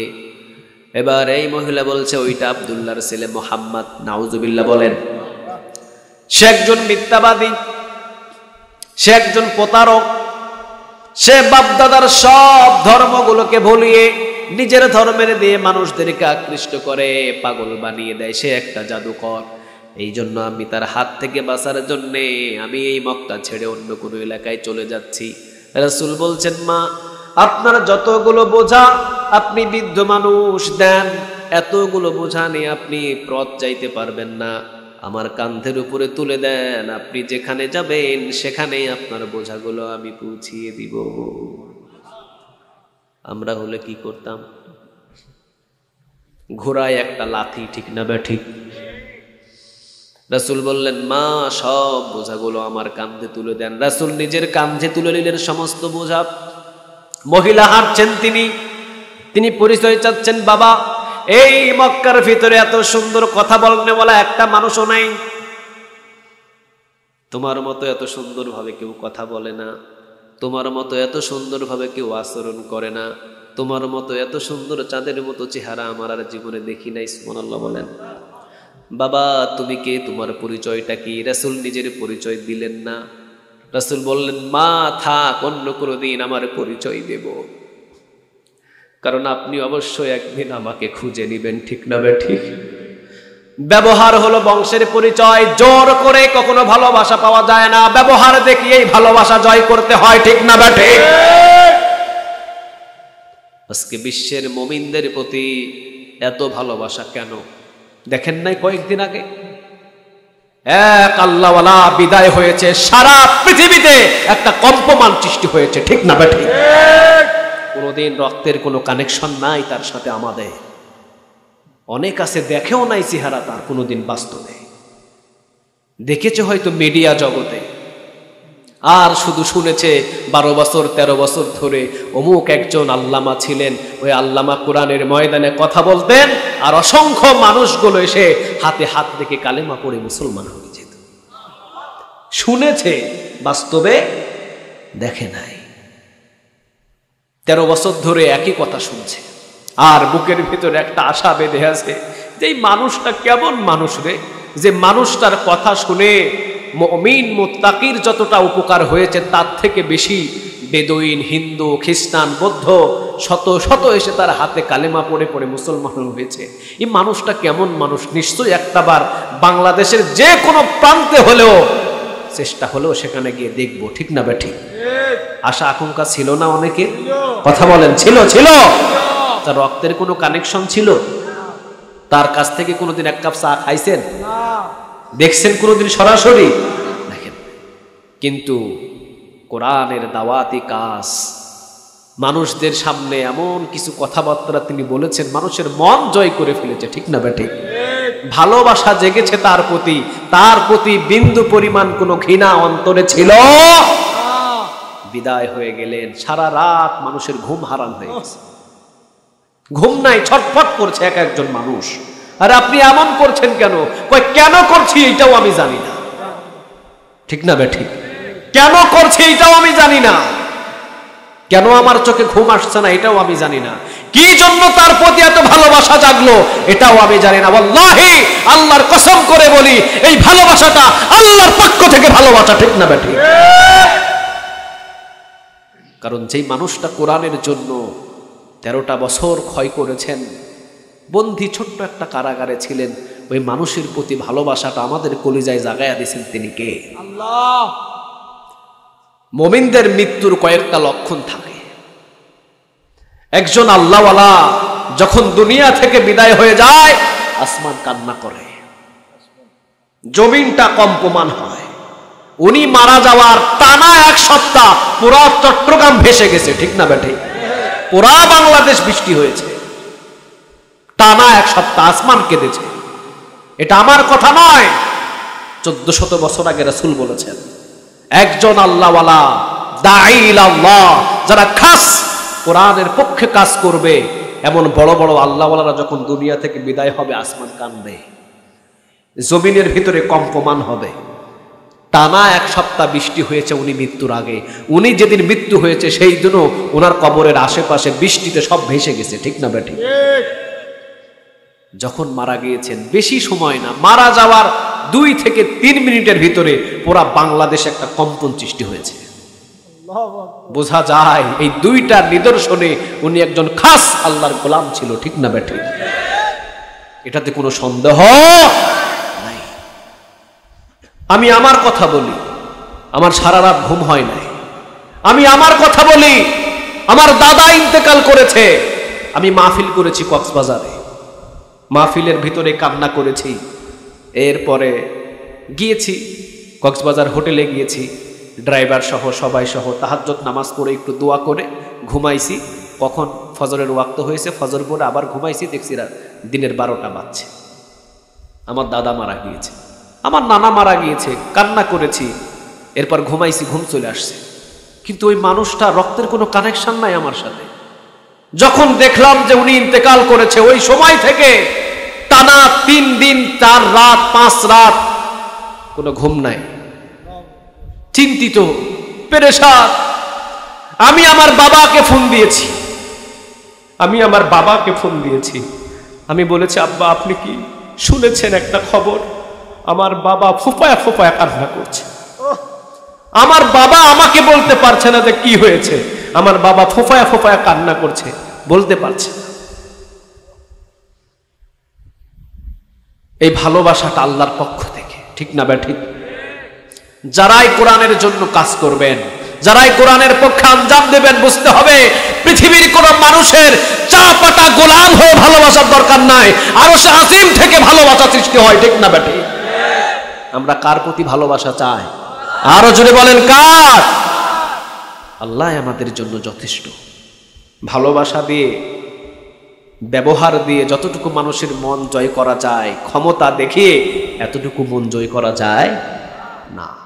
বহু ক্ষমতাশীল দেখেছি 10 বছর ক্ষমতা খাটায়া এরপরে জুতার বাড়ি খায়া স্টেজ থেকে নামতে হয়েছে। কিন্তু 13 বছর উনি ছিলেন কারাগারে, ওনার প্রতি ভালোবাসাটা জাগায়া দিছেন তিনি কে? অত্যাচার কি কম হয়েছে? মামলা কি কম হয়েছে? নারী নির্যাতন, চুরি, ডাকাতি, হাজার হাজার শত শত ওনার বিরুদ্ধে মিডিয়া কাজ করেছে। একটা মানুষের অন্তর থেকে তার বিন্দু পরিমাণ ভালোবাসা সরাতে পারে নাই, ঠিক না বেঠিক? তারা চেয়েছে তার প্রতি অরুচিপূর্ণ কথা বলে ঘৃণা জাগাতে, আল্লাহ চেয়েছেন তার প্রতি ভালোবাসা জাগাতে, ঠিক না বেঠিক? এই জন্য ভালোবাসার যত বেশি আপনি ব্যবহার কোরআনের পক্ষে এসে ব্যবহার ভালো করবেন, আপনি দুনিয়া থেকে বিদায় হয়ে যাবেন ঠিক, কিন্তু এলাকা আপনার জন্য কান্না করবে। রাসূল সাল্লাল্লাহু আলাইহি ওয়াসাল্লাম বললেন, মা অবশ্যই আপনি আমার পরিচয় পাবেন, তবে একটু দেরি করতে হবে। মা আপনি তো অবশ্যই আমার পরিচয় পাবেন। আমি নিজে তো কোনো মানুষের সামনে দাঁড়িয়ে পরিচয় দিই না, আমি মুহাম্মদ, আমি অমুক, আমি তমুক, এটা হলো অহংকার, ঠিক না বেঠিক? কিন্তু আমাদের সমাজে দেখবেন যে অমুক এসেছে, এইবার কয় মাইক নিয়ে নিজের পরিচয় দিতে দিতে আধা ঘন্টা শেষ। কথা কন না কেন? রাসূল কোনোদিন দাঁড়িয়ে বলেন নাই আমি মুহাম্মদ, আমারে চিনস? বলছে কোনোদিন? কথা কন না কেন? বলছে? কোনো জায়গায় বলেন নাই। বরং সব মানুষদের সাথে তিনি বিনয়ের সাথে চলাফেরা করতেন। সুবহানাল্লাহ বলেন। একজন তরকারি বিক্রেতা, গরিব মানুষ, রাসূল মদিনা মক্কার প্রেসিডেন্ট, রাসূল তরকারি বিক্রেতার পিছন থেকে চোখ ধরে বলছেন, তুমি কি আমাকে চিনো? তরকারি বিক্রেতা বলছে, আমার সাথে তো এইরকম মস্করা মজা করার মানুষ একটাও নাই, আমি গরিব মানুষ, কে করবে আমার সাথে এই মজা? রাসূল পিছন থেকে কানে কানে বলছে, আনা মুহাম্মদ। সুবহানাল্লাহ নাই? তিনি কেঁদে দিলেন, রাসূলের হাত নিয়ে চুম্বন করলেন, রাসূলকে জড়িয়ে ধরলেন, আর মক্কার আর মদিনার সমস্ত রাস্তায় রাস্তায় দৌড়িয়ে দৌড়িয়ে তিনি চিৎকার দিয়ে বলছেন, আমার পৃথিবীতে আর কোনো চাহিদা নাই। আমার রাসূল আমার কানে কানে বলেছে, আমি মুহাম্মদ, আজ থেকে আমি তোমার বন্ধু। আমার রাসূল বন্ধু, তো আমি জীবনের সব পাওয়াগুলো পেয়ে গিয়েছি। রাসূলের মতো এত বিনয়ী মানুষ পৃথিবীতে একটাও ছিল। বৃদ্ধা মহিলার সমস্ত বোঝাগুলো নিয়ে রাসূল সামনে হাঁটছেন, বৃদ্ধা মহিলা পিছনে নিয়ে চলে গেলেন দূর এলাকায়। রাতের বেলায় চলে গেলেন দূর এলাকায়। বৃদ্ধা মহিলা বলছে, বাবা আমি এই অঞ্চলেই বসবাস করব, তুমি এখানে আমার বোঝাগুলো নামাও। রাসূল সাল্লাল্লাহু আলাইহি ওয়াসাল্লাম নিজের মাথার সব বোঝাগুলো নামিয়ে দিলেন, নামিয়ে দিয়ে চলে আসছেন মক্কা শহরের দিকে। পিছন থেকে বৃদ্ধা মহিলা বলছে, বাবা তোমার পরিচয়টা না শোনা পর্যন্ত আমার কলিজায় শান্তি আসছে না, কারণ এত ভালো মানুষ আমি এই মক্কার ভূমিতে কোনোদিন দেখি নাই, তোমার পরিচয়টা দাও। রাসূল বলছেন, মা যেই পাগলের জন্য, যেই জাদুকরের জন্য আপনি মক্কা ছেড়েছেন, আমি সেই মুহাম্মদুর রাসূলুল্লাহ। বৃদ্ধা মহিলা বলছে, বাবা এই বোঝাগুলো তুমি এনেছো, আবার এই বোঝাগুলো তুমি মক্কায় নিয়ে যাও। যারা বলেছে তোমাকে জাদুকর, যারা বলেছে তোমাকে পাগল, তারাই পাগল। আমি কালেমা পড়ে নিলাম, লা ইলাহা মুহাম্মাদুর রাসূলুল্লাহ সাল্লাল্লাহু। এই জন্য আল্লাহ রাব্বুল আলামিন বলছেন মুহাম্মাদুন রাসূলুল্লাহ, মুহাম্মদ হলেন আল্লাহর রাসূল। তিনি এমন রাসূল জীবনে কোনোদিন কোনো মানুষকে কষ্ট দেয়, কোনো মানুষকে একটা গালি দেয়, সব মানুষকে ভালোবাসা দিয়ে বিশ্ব জয় করে ফেলেছেন, ঠিক না বে ঠিক? তিনি এমন রাসূল ছিলেন।